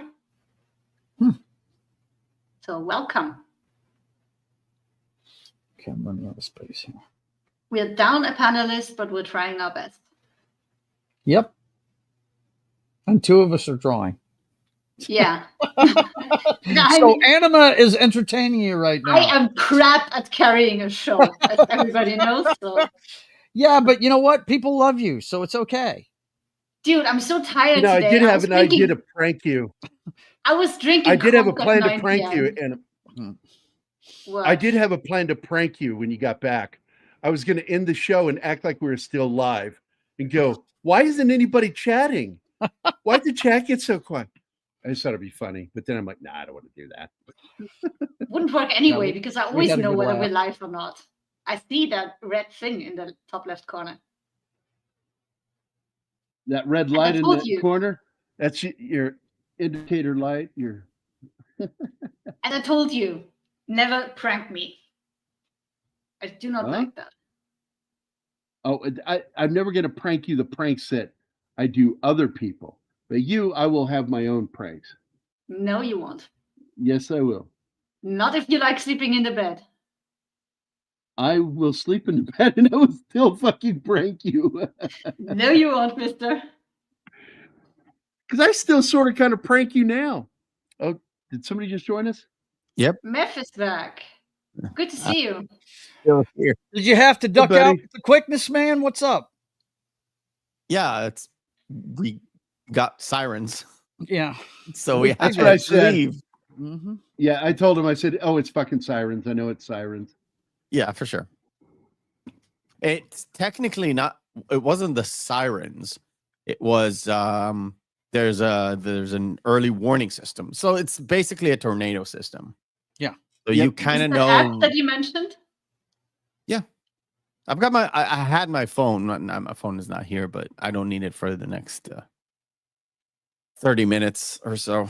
But yeah, it's an app, and you get like an early warning, which is technically about 10 minutes, but it can be like 7, so it's not to the T. And that, everybody gathers themselves, go down to the basement. We have a reinforced concrete basement.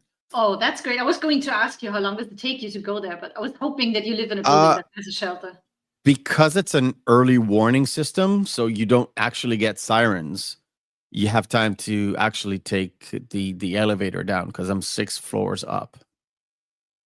So I did have time to go down the elevator and go down the basement. Very quietly, very orderly. I had time to make some popcorn. No. That is a no, Gary. Gary always thinks with his stomach. Food first. That's fine. I do it too. If you had him pick between a sandwich and me, he'd go for the sandwich. Anyway, so we had time, and by the time we got settled in, we got the actual sirens thing, which, whatever. How long do you have to stay in there when the sirens At least 10 minutes. Oh, okay. That's not too bad. Yeah. Sometimes it's a bit more. It really depends. Technically it's 10 minutes, but can leave after 5 if it's not terrible. And today wasn't really terrible. It's a couple rockets, and they're both got blown out of the sky. And I told this to Gary behind the scenes. The whole all of the air defense missiles, everything you hear in the news, and some stuff that you don't hear in the news that actually is contributing, they can handle quite a bit of a volley.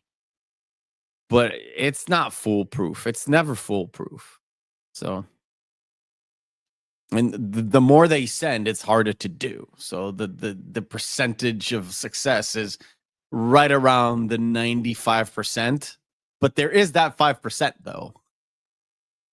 So that's what you see.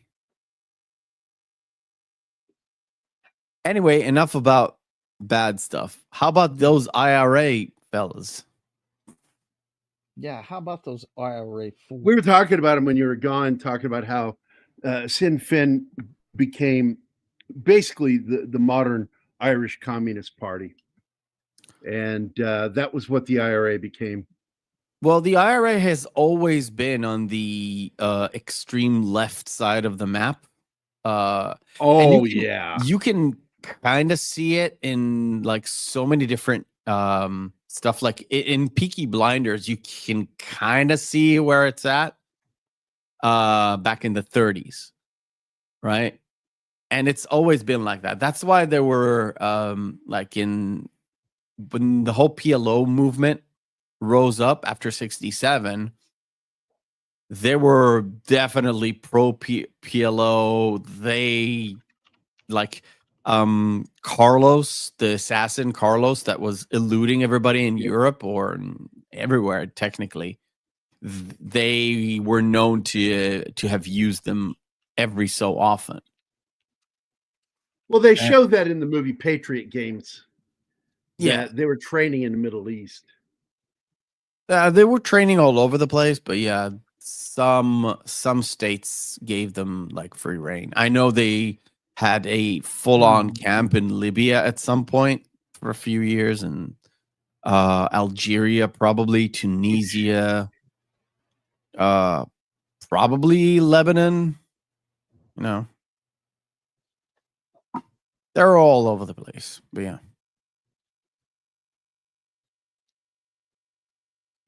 Glad you're back, Martin. Yeah. Everybody's coming. You had back. sirens too? No. Right? No. I almost made a joke about that, and I said, you know what? I don't need to be joking about that. He has third world electricity system. Yep. Oh, okay. So sirens. To be honest, there's a siren in one of my neighbor's house that's only goes off when the power comes back.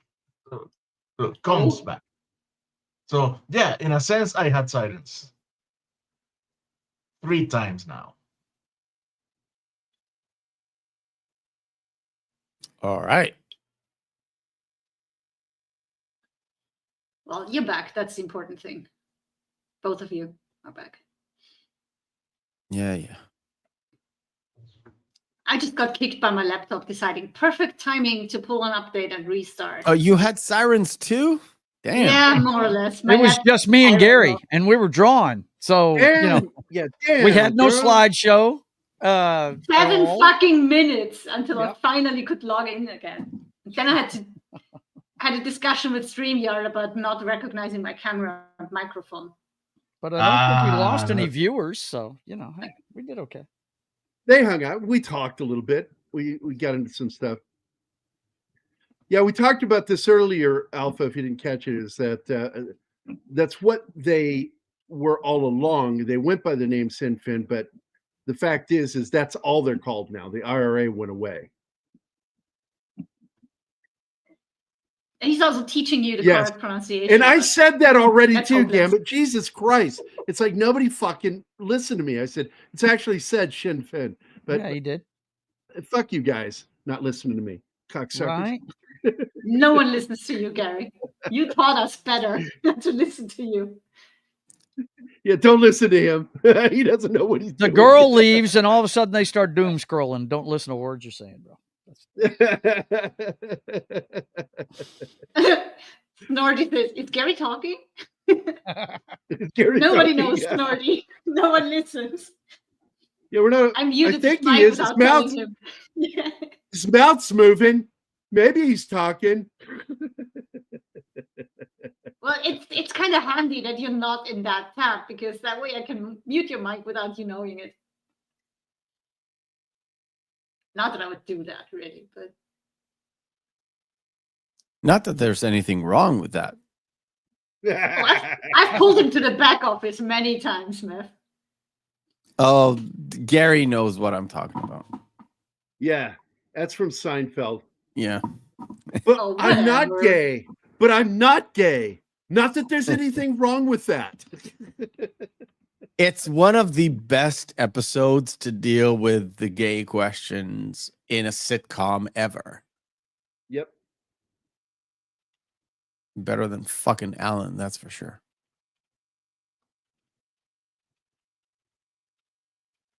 It was just so unnecessary when she did that, when she came out on the show. It's like, Why'd you do that? You didn't have to do that. You're playing a character, Ellen. It's not the real person. So why are you doing that? It's narcissism. It just goes to show you that some of these characters, or used to be, some of these characters are actually the real people, but they hide it really well in plain sight. Right? Mm-hmm. Yeah. So Gary is a real piece of shit. No, Yep. Jerry is a real piece of shit. You mean Jerry on the show? Jerry is a real piece of shit. Which I had a Freudian slip, you might say. That's okay. But I owned it. Jerry. I owned it, though, Meth. I owned it and said, yeah, I kind of am. Yeah, I'm a real piece of shit too. Don't listen to me. I'm stupid. But yeah, it's just, I think that it's less of a character than we think, and more like it's this person. It's like YouTube. It's this person, but on camera in front of people, whether it's live or pre-recorded, it's the guy or the gal, but it's turned out to like 11 to make it entertaining. Otherwise, we're pretty boring people, I guess. Well, some of my favorite comedy is when somebody goes that extra length. And they did that with the show. Oh my God, the guy that played Joey on Friends. Matt LeBlanc? Matt LeBlanc played a version of himself on a Showtime series. And it was funny as shit because he's a fucking asshole in the show. Always trying to go to bed with every girl in the show. I thought that was hilarious. Good show. What the fuck is that show? It wasn't Joey, I guess. No, it was much later. I mean, the show Joey. Matt LeBlanc. No. It was in the 20-teens. Man, Episodes. The show is called Episodes. Oh, I've heard about that show. I haven't seen it. It was really fucking good. It was on Showtime. And I laughed my ass off because he played a very exaggerated version of himself in the show. And he's Matt LeBlanc in the show. And it was just fucking hilarious. I enjoyed the crap out of that.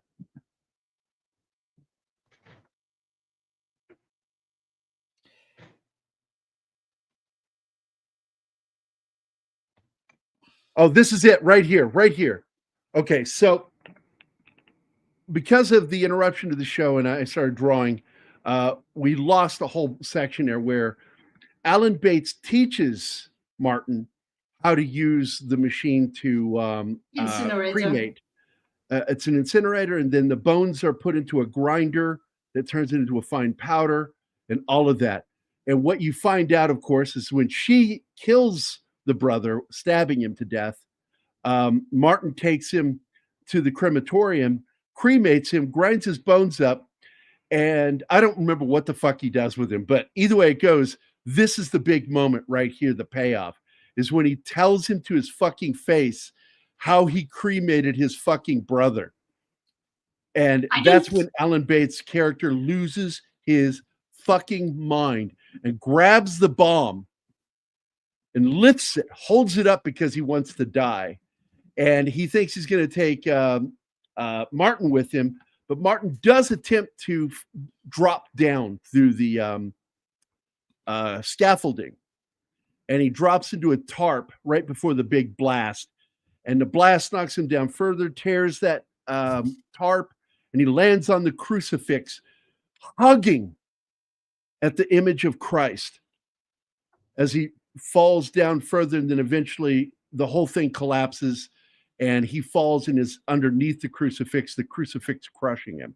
Well, he's not able to hold on to it. He's slowly sliding down until he loses his grip. But it all still falls on him. And he's laying there and he's dying. And the priest comes up asking him if, what is that? Tap and Got You for Life. Oh, that's another bot on Geek. Okay. We never get anything else. We never have chats. Yeah, we should get some real comments. But anyway, so he's laying there, and it's reminiscent of the final scene in The Exorcist when Father Damien is laying there dying after falling down the stairs, sacrificing his own life to save the girl by telling the demon to come into me, and his then redemption. Throws himself from the window. Yeah, it's his redemption. Mm-hmm. Plus, it is also his reacclamation of faith. Right. That in that dying moment, he got his faith back. So that's similar to this, where you have this character that's fighting for his own soul, but thinks it's lost. And the priest tells him, even now, you can find forgiveness for what you've done. And he goes, would he really? And he goes, yeah. That's all the priest cares for, to save his soul by just asking for forgiveness. And then he finally does, and they both have peace. And of course, he goes outside and lies to the daughter, goes, oh no, he's fine. Because everybody lies to her. It's like, the priest goes, yeah. It's like, he's taken on the job of playing Jesus on the cross for us. So whenever you go in, he'll be right up there above the altar.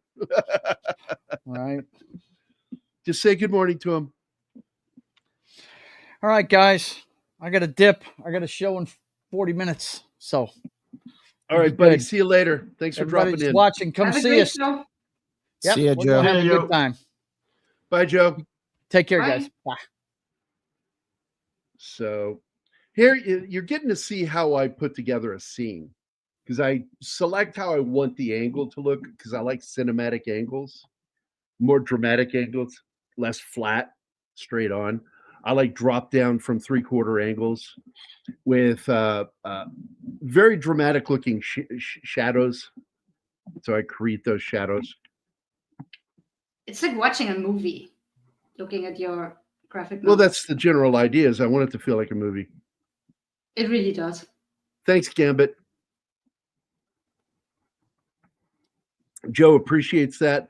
Don't forget, we should be able to dump into his show, right? When does he go live?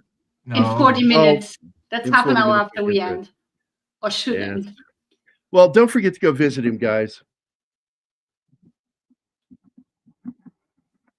Did we put his channel in, the link to his channel in the chat?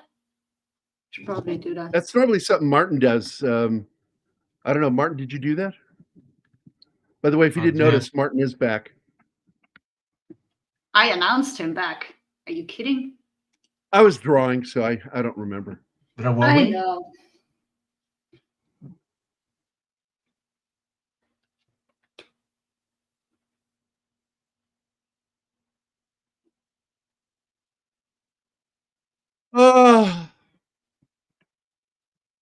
Yeah, got to support our friends' channels, man. I'm on it. No, I'm just telling them we try to support our. So here we go. We get, this is cut back to that scene. And just, they're like not even an hour, like 20 minutes before all this mayhem, they were having so much fun at the carnival. And then this happens with the explosion. Alan Bates' character is dead. All the bad guys are dead. And the one character with any, redeeming quality to him in the story that starts out bad and ends up good is Martin, who has now reclaimed his soul by killing the bad guys, only the bad guys, to save this priest and his niece. Especially or is she his illegitimate child? You never know. Right. But Ludlam is, look, I love these books. And they did a fair job, from what I read, of adapting it from the book. It's the edit that was done by Sam Goldwyn's crew that lost some of the story. There it is. I want you to say an act of contrition. Oh Lord, I have heartily sinned against you. I have failed. I have greatly failed. So I ask you, all my brethren, and for the Lord and this. No, it's all of you and the saints to pray for me and my forgiveness. God, it's been too long since I've had to do the act of contrition because I'm not very contrite. I don't think we ever did that. I know it, but in Spanish. I'm trying to. Catholic? Yep. Yeah, I'm Catholic. Martin, are you Catholic? No, but I went to a Catholic school. And Anima was also raised Catholic, went to Catholic school too. I went to Catholic school. I hate nuns. Yeah. Well, we had a hard time choosing a school for me because I wanted different things than my dad wanted, but this Catholic school happened to be the perfect compromise between the two of us and not too far away from home. So and he wasn't a fan of it being a Catholic school because my dad is Protestant and never really cared, which is why I was baptized Catholic, because to my mom it was important that her kids be baptized. So of course she went for her religion, but I was never really religious.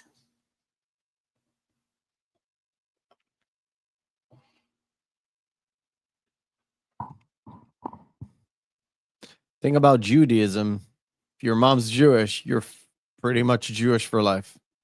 Yep. Yeah, that's what I've heard. Not that it doesn't matter if you convert, you're still Jewish. In the eyes of the not that there's anything wrong with Jewish that. Law. Not that there's anything wrong with that. Yeah, exactly. I love circular humor where you bring it back. It's good.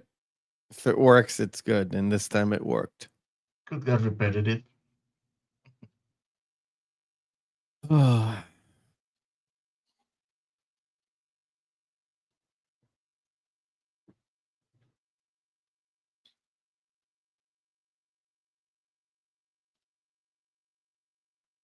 Right. Oh, did it end? Oh, yeah. Yeah, it did. That's why I pulled it down and put Gary in the big boy layer. I'm sorry. I'm busy trying to reconstruct my computer after. That's why I was doing it. I figured you're busy. Just trying to help. I would have helped, but I was running away from rockets. Pussy. I ran in a zigzag pattern. Yeah, serpentine. That's how you do it. Well, technically, no, the guy learned very quickly. It did no. Rockets is 90, and sniper is zigzag. Don't tell me to go serpentine. It confuses the I'm trying soldiery. to remember where someone did it and it didn't work. What was that? Zigzag? Where they did the serpentine, run serpentine, and then they no serpentine is bad. You need zigzag. You need sharp turns. It's like football. Yeah. American football. They're like, okay, he's gonna go there. He's running there. So I'm gonna shoot over him so the bullet will just get there, and then you just do essentially above 80, but it's not. It's a sharp. So what do you think of these else. angles, Anima? Everybody, I mean, welcome. What do you think of these shots here? There's no dialogue or narration written yet. It's just this scene. I will add that later, like probably this evening. I just wanted to visually tell the story of him making a phone call, calling a guy, letting him and his wife know that their kids are safe and in the hospital. And then he gets off the phone and Bill says something to him. Then he says something back. And he goes, I just want to go home. And then you see him in a garage. I'll put some lights up here showing that they're inside of a garage, and with an arrow showing elevator this way. And he's just standing there saying goodnight to him. And then you see him up against the elevator door, exhausted from doing so much combat. And that's it. And I like this angle. I just really, in my head, I see these dramatic angles. Two shots. They're called two shots, where you have two people talking. And there are boring ways to do it, and there are interesting ways of doing it. And I try to do it in an interesting way, showing it from an angle through a windshield. I just thought that would be a nice shot, because I did it earlier a couple of times in the book. Yeah, and I where they're really like inside it. the vehicle talking. So let me click save. And I will turn off that camera. Go back to 2. There we go. Step now, back to reality. Whoop, the girl's gravity. There goes gravity. There goes gravity. One of the few songs, because there are several songs by him. I actually like the song Stan. I like that one. I think that's his best song because it has a lot of cultural relevancy, but not in rap music, in generally in on, let's say, American culture, Western culture, because it talks about something that we experience every day, which is at least on YouTube, as people who stream, it's the oh, come on, I forgot the name of it. Yeah, My Name is also another cultural reference song. Yeah. I mean, there's shit about Britney Spears and stuff in there. Making fun of Britney Spears and everybody. Shitting on a lot of people in that song. I can tell you right now, I like Just Lose It is a good song. I listen to that. Lose Yourself and Just Lose It are two songs I like to listen to when I'm gaming, especially doing military stuff, because it gets my brain tightening. I like the song Stand because I love the writing in it. I like My Name Is because it's funny, it's quirky, and it's insulting to a lot of big name stars. And I'm trying to think if there's another one by him I like. Eminem is a great writer, but the last few years where he just tries to overspeed himself and getting more words in, you kind of lose the meaning. But you know what he's talking about is actually good stuff. For the most part. I haven't listened, to be fair, I haven't listened to rap music in a long while until like last year, where the whole I'm old school Kendrick and Drake stuff happened, and I like actually never listened to Kendrick Lamar in my life. I've heard the name. I can't listen to anything Drake puts on a song. His voice is annoying. I don't care if it's lyrically great. No, I don't like his voice either. Song. Yeah, he has an awful song, an awful voice for anything, for singing, for talking. He just annoys me. But Kendrick, I went back and listened to his stuff. He's one of those rappers who doesn't give a fuck at all. He is an actual poet, and he has meaning behind every single word. So most of his stuff is not really commercial. Not really. There's some of it, yes. But his last album, I've listened to it, is fucking phenomenal. And it's commercial. So it's nice to listen to. It's sort of like people who are not into metal, and they're listening to old Metallica stuff, and there's like, I know it's good, but I don't like it. And then you're listening to the Black Album, which is very commercially viable. And I know some metalheads are like, oh, this is just selling out. I don't really care. I love the Black Album by Metallica, and it's probably the only album that I actually like the entire album. What the fuck? I don't care what other people think. The best 3 rock albums were Black. And I'm being facetious here because I know there are better albums, but I do really consider 2 of them you just mentioned there, and the Beatles' Black Album, AC/DC's Back in Black, which is a Black Album, and then the one you just said. Those 3 are great fucking rock albums from front to start, finish. I mean, Martine, look. Power went off in Mexico again. Fuck, man. I'm sorry, we lost Martin. No, that's not fair. That's not fair. Don't cry for me, Argentina. Oh, you mean Mexico? Don't cry for me, Argentina. Mexico. Anyway, I was. The Beatles have a Black Album. You mean the White Album?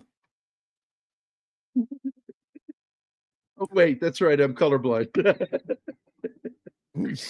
See, I told you it's an asshole. Gary. Don't pull the wool out of me. I don't know many albums. I know Beatles had a White Album. They had a White Album. It's like Led Zeppelin. Which album was like Stairway to Heaven? I think it's 2. I didn't like any of them. I didn't like any of them. I don't know either because I'm not a big fan. I don't like Jimmy Page because he was a pedophile. He liked girls that were about 15 or 16. Yes, and he took one hostage. What does that have to do with the music? If you didn't that know he was a that is evil. He's evil. If you know he did that stuff, do you care? Does the I would have liked some of the music. I still do. I like one song in particular. It's the exact same chord progression as Misunderstanding by Genesis. It's the exact same chord progression. Dun, dun, dun, dun, dun, dun. I love Bonham's drumming on that. What would happen to your... Anyway, I don't know many albums, but I do know some. All I'm saying is... That's what he said. Taking it back... is Stairway. Taking it back to what I was saying, there's stuff that Kendrick Lamar does that are fantastic. Especially if you're like, okay, I want to know what he was talking about, and you do a little bit more research, and then you listening to the song, you're like, okay, I see where he went there. Yeah, it's just, it's interesting. Rap music can be trashy, just like any other music. It could be trashy, it could be meaningful, it could be good, it could be bad. It could be bad, but nice to listen to. It could be good, but it's just horrible to listen to. Yeah, and it depends on who it is and what they're doing with it. Because, like, back in the 80s, man, I like Kumo D, okay? And he did this song called Go See the Doctor, which is a fucking classic hip-hop song. And I just thought it was one of the funniest things I ever heard in my life. If you listen to the song, what it's about, it's fucked up and funny. And it's about a guy who didn't get any warnings from his bros that this girl had clap. Oh. In the chorus, it goes, and 3 days later, go see the doctor. And he's like piss and fire and razor blades. It's a fucking funny song. That's Kool Moe Dee, man, back in the day.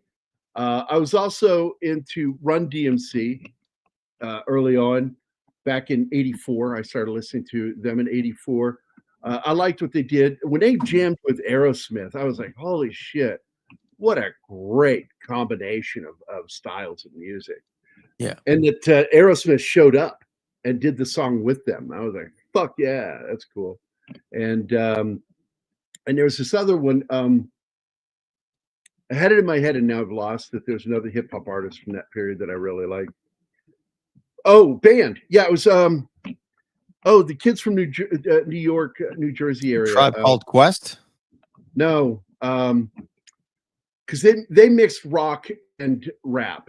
which is like Sabotage. Yeah. New metal. White guys. I know what you're talking What'd you about. say, Martin? That is called. They call that new metal. That fusion between rap. No. Earlier than that. Come on. Yeah, this is back in the 80s, dude. No. It was Beastie Boys. Beastie Boys. Yeah. And I really got into them. I just fucking loved it. And I'm like, holy shit, who the fuck are these guys? They're like Beastie was three nice. white guys. Yeah. What? Beastie Boys was nice. Yeah, I liked what they were doing. And they kind of remind me of why Jim Woodward and I created that band, the Smelly Pubes. Because what we were doing was kind of making fun of punk by taking punk and making really stupid songs. Like I said, I wrote this song, There's a Dead Mouse in My Room. And it's a true story because I came home from Christmas break and there was a dead mouse in our trash can and it smelled like shit. And what were the words to the song? There's a dead mouse in my room. There's a dead mouse in my room. There's a dead mouse in my room and it smells like shit. There was a band, drums and guitar and bass. There was a band called Cocoa Bluff and the Flies, or something like that. And they had I love that name. That is really cool. They had a song called inspired by David and Bathsheba. It's basically him, like they singing from his perspective, because he saw her on the roof, taking a shower, and then he stole her away from his own general, and he's like, "I fucked Bathsheba. I fucked Bathsheba." And then he starts going on and on. Why are you a whore? Why are you a whore? And all that with like fast, like fast punk music.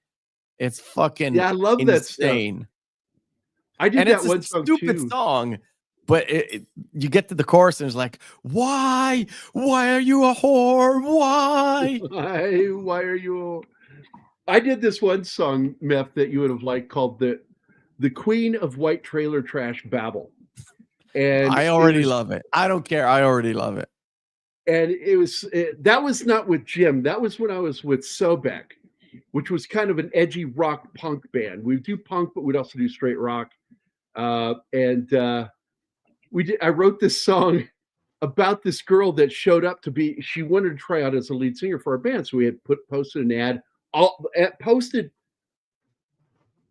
sheets of paper around the campus, posted in the campus newspaper, looking for a lead vocalist, male, female, tryouts, gave a date and location. And she just comes walking in one day, tells us her name, and went, okay. And she was awful. She was just terrible. She had a terrible voice.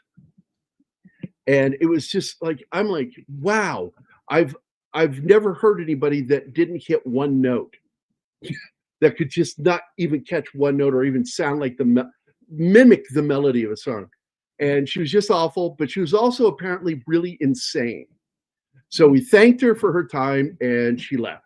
Next thing you know, she just starts showing up at our house because we were a band that lived together. And I'm sitting there playing drums, and my drums were always like right next to the wall near the door that came into the foyer from the front door. And she's just standing next to me with the bag and a burrito from Taco Bell. And she said, "Oh, do you mind if I listen to you guys while I eat my burrito?" And we're like, "Oh, no." And then she would, like, one time she says, "Whatever happened to Jane Child?" And then another time she goes, "Don't you think that George Michael is a musical genius?" And she would say these things constantly. And it ended up being in the song. And we did this jazzy motif in the middle. She's the queen of white trailer trash babble, yeah. She's the queen of white trailer trash babble, yeah. And then the music would go, come to a stop. And then the lead singer would quote some fucked up thing she said. And she came to see us play live, and we played that song. And she just loved it. She had no idea that was Indie her. punk songs are the best because sometimes they just reference something so random. It has nothing to do with anybody else's lives. It's so fucking fucked and up. it's something personal to you, right? And I It's wrote so this song about up. this guy. Yeah. We had this Russian in our band, dude, that I fucking tried to kill him. I wanted to kill him because he said something to our lead singer and made her cry. And I threw one of my drumsticks at him, and it stuck in a fucking sheetrock wall, not drywall, sheetrock. I fucking stuck it right next to his head. And my kit went flying, and I went after him. This guy had the wherewithal to put his guitar down in a stand before running for me. And I have never seen anybody run that fast. I'm fast, dude. That dude kicked my ass. And I'm like, I remember yelling at him, disabled my fucking ass, liar. And so I wrote a song about him. It's called Commies on Welfare. And I remember the line. It goes, commies on welfare. Commies on welfare. Pinko in a cheese line. Pinko in a cheese line. Commies on welfare. And it was an insult to him because I fucking hated his guts. And fuck him. I don't care. He sue me, you prick. His name is Sergei Dubovik. And the guy couldn't cuss worth a shit. He goes, what's so fucking wrong with you? And I'm like, why can't you say that word? It's fucking, not fucksing. And he would use the word fucks as a plural word instead of the singular, which he meant. I'm like, there's one word you shouldn't be allowed to use. It's the word fuck in any way, shape, or form. Why don't they just use the regular Russian fucking swear words? They have many of them. Yeah. Oh, I love some of their cuss words. Wrote a song about it. When I hear it, here it goes. And he did not show up to any of the gigs. I was wishing he would show up to hear Commies on Welfare because it was a direct dig at him. Because the first thing he did when he got here from Russia, right after the fall of the wall, he comes to Seattle, Washington, and immediately goes on to fucking welfare. And I'm like, you went right back into a fucking cheese line. You asshole. I'd make fun of him for it to his face. I didn't like it. Gary, I would be very surprised if he hadn't heard that song. It must have gotten to him in some way or another. Yeah, and he told me that a song that I wrote, he said, you cannot use the chords that I made. I went, oh, well, I'll just have to work with my melody. And write something around that. You should have started the song with, here's a little song I wrote.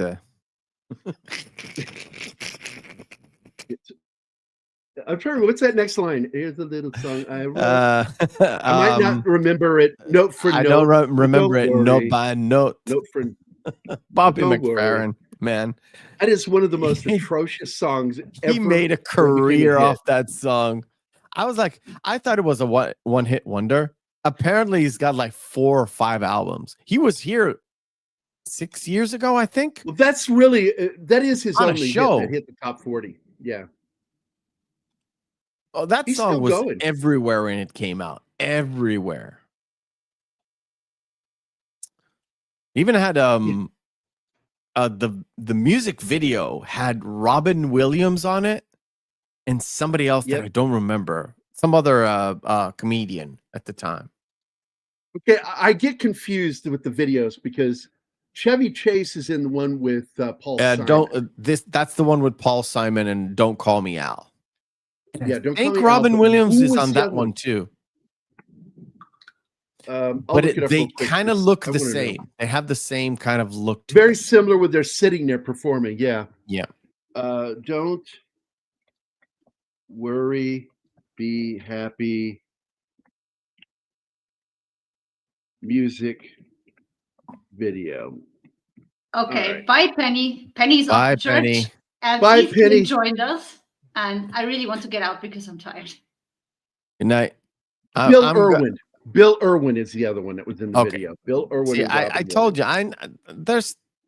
he has a face like Jim Gaffigan, but I know it's not Jim Gaffigan because it's too early.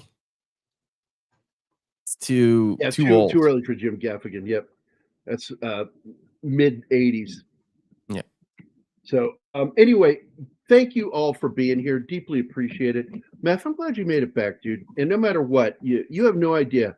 We worry about you and your family. I'm fine. Not just you. We worry about your kids and your wife too. They're fine. They're fine. I know, but that's because you're a good dad and you don't sleep through alarms. Some days, maybe. Some days. I'm hoping that those alerts wake you up. You know what? I didn't tell you this, but I lost my temper the other morning, and a new neighbor. I know they're new because we've been shouting before. Somebody called the cops. Oh. Somebody called the cops at 7:30 in the morning on a Friday. Because we're a loud family. We are a loud family. My voice carries a lot. And I yelled. Did you ever hear that song? Voices carry, for God's sakes. Exactly. Somebody called the cops. They'd like, okay, boop, boop, boop, show up at the door. It didn't help that I had to bust through my daughter's room like a day prior and had to like break the lock because it's a magnetic lock, but it wouldn't unseal. So I had to break through the door. So when the cops showed up, her door is busted open. Oh, and I was like, I may be hauled into questioning, perhaps. Holy shit. And my daughter was like, no, my dad is a good dad and my mom's a good mom. We had a disagreement this morning. Yeah, because they got to take the kids and the wife separate and talk to them. No, they came in and was like, do you want to talk to her? Like, without me? They said yes. I was like, okay, go. She's a good kid. We were fighting, but she's a good kid. She knows better. Okay. She did not lie. I got to tell you, I threatened to kick my daughter's door in one day when she locked the door on me. I said, we don't have locked doors between us. I said, don't ever do that. I said, unlock that door. And she's like, and will you leave me? I said, I will leave you the fuck alone, but I want to hear that fucking door unlock right now or I'm kicking it in. And you know I'll fucking do it. And kick. I said, I'll see you at dinner, but you don't come out of that room. And if I find you're on your phone, I can check if you're on your phone. If I catch you on your phone, you're grounded for the week. I was stern, but that's the closest I ever came to that. But let me tell you, when she was in elementary school, she was in 5th grade, and she had told one of the kids at school, trying to be cool, that I let her watch a porn. Oh, boy. Yowza. And it got back to the teachers, and then next thing you know, I have a social worker and a cop at my door. And all I'm thinking is, oh, great, her mother's family's at it again. And it's like, no, it's like, we got a call from the school that you showed pornography to your daughter. And I went, what? You have shown pornography to your daughter. I went, no, not on any planet. No. Like, who said this? Well, they can't tell me. And I knew that when I asked it. And they said, we're going to speak to her privately. And that's what I asked the cops. It's like, but when they did, they started to step away. And she looked at me. Now I looked at her and my eyes got big. I went, whoa, whoa. And everybody stopped. The cops are standing there looking at me. I went, you went into my room. You went into my room and used my DVD player, and I fucked up and left one of my porn videos in there. You went in there and admit it. And she went, and she's like looking back and forth and went, oh. And I sat down and I just looked at the cop. And he looked at me, just sort of had a smile on his face, like, you know, any dad can understand this frustration. She went in that with, because that was a rule in our house. I don't go into your room without permission. You don't come into my room without permission. She went into my fucking room. And I left one of my pornos in there. And that's what she saw. And then she told somebody. And I was so fucking angry at her. And what's so funny is when they left, I just sat there and she goes, I'm sorry, Dad. And I went, you know what? I hope you learn from this. I hope you learn from this. Because I swear to God, I want to sell you right now. I want to send you to your maternal grandmother right now. You can go fucking live with them if you're going to keep doing shit like that to me. And you don't go in my room.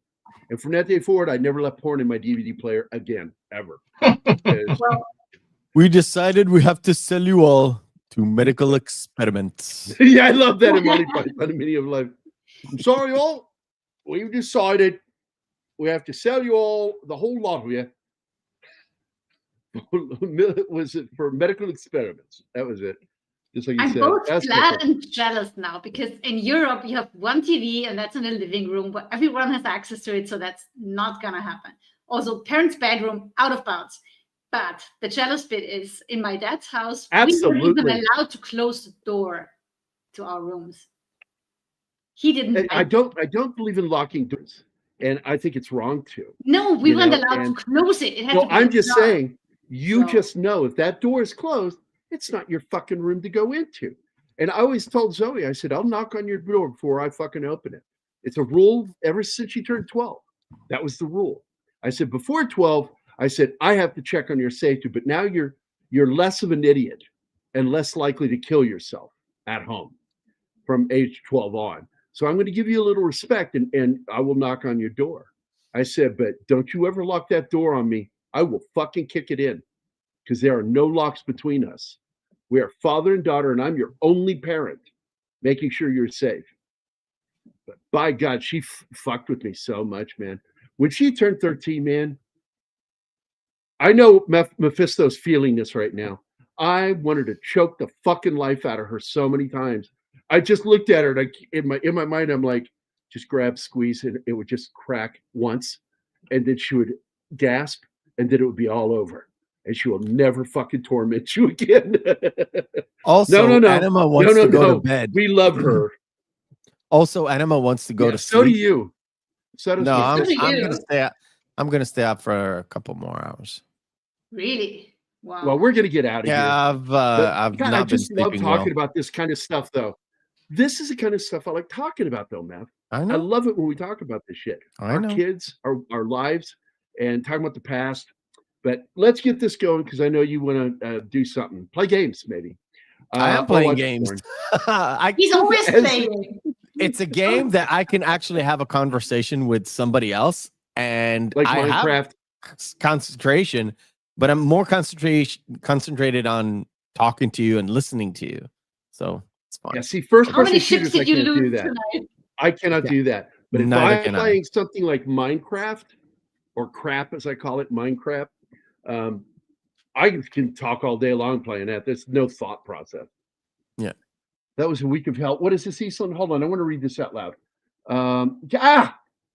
Me and a young nephew came up with a story about what not to do, and it got twisted into a let the kid do the stupid, dangerous thing.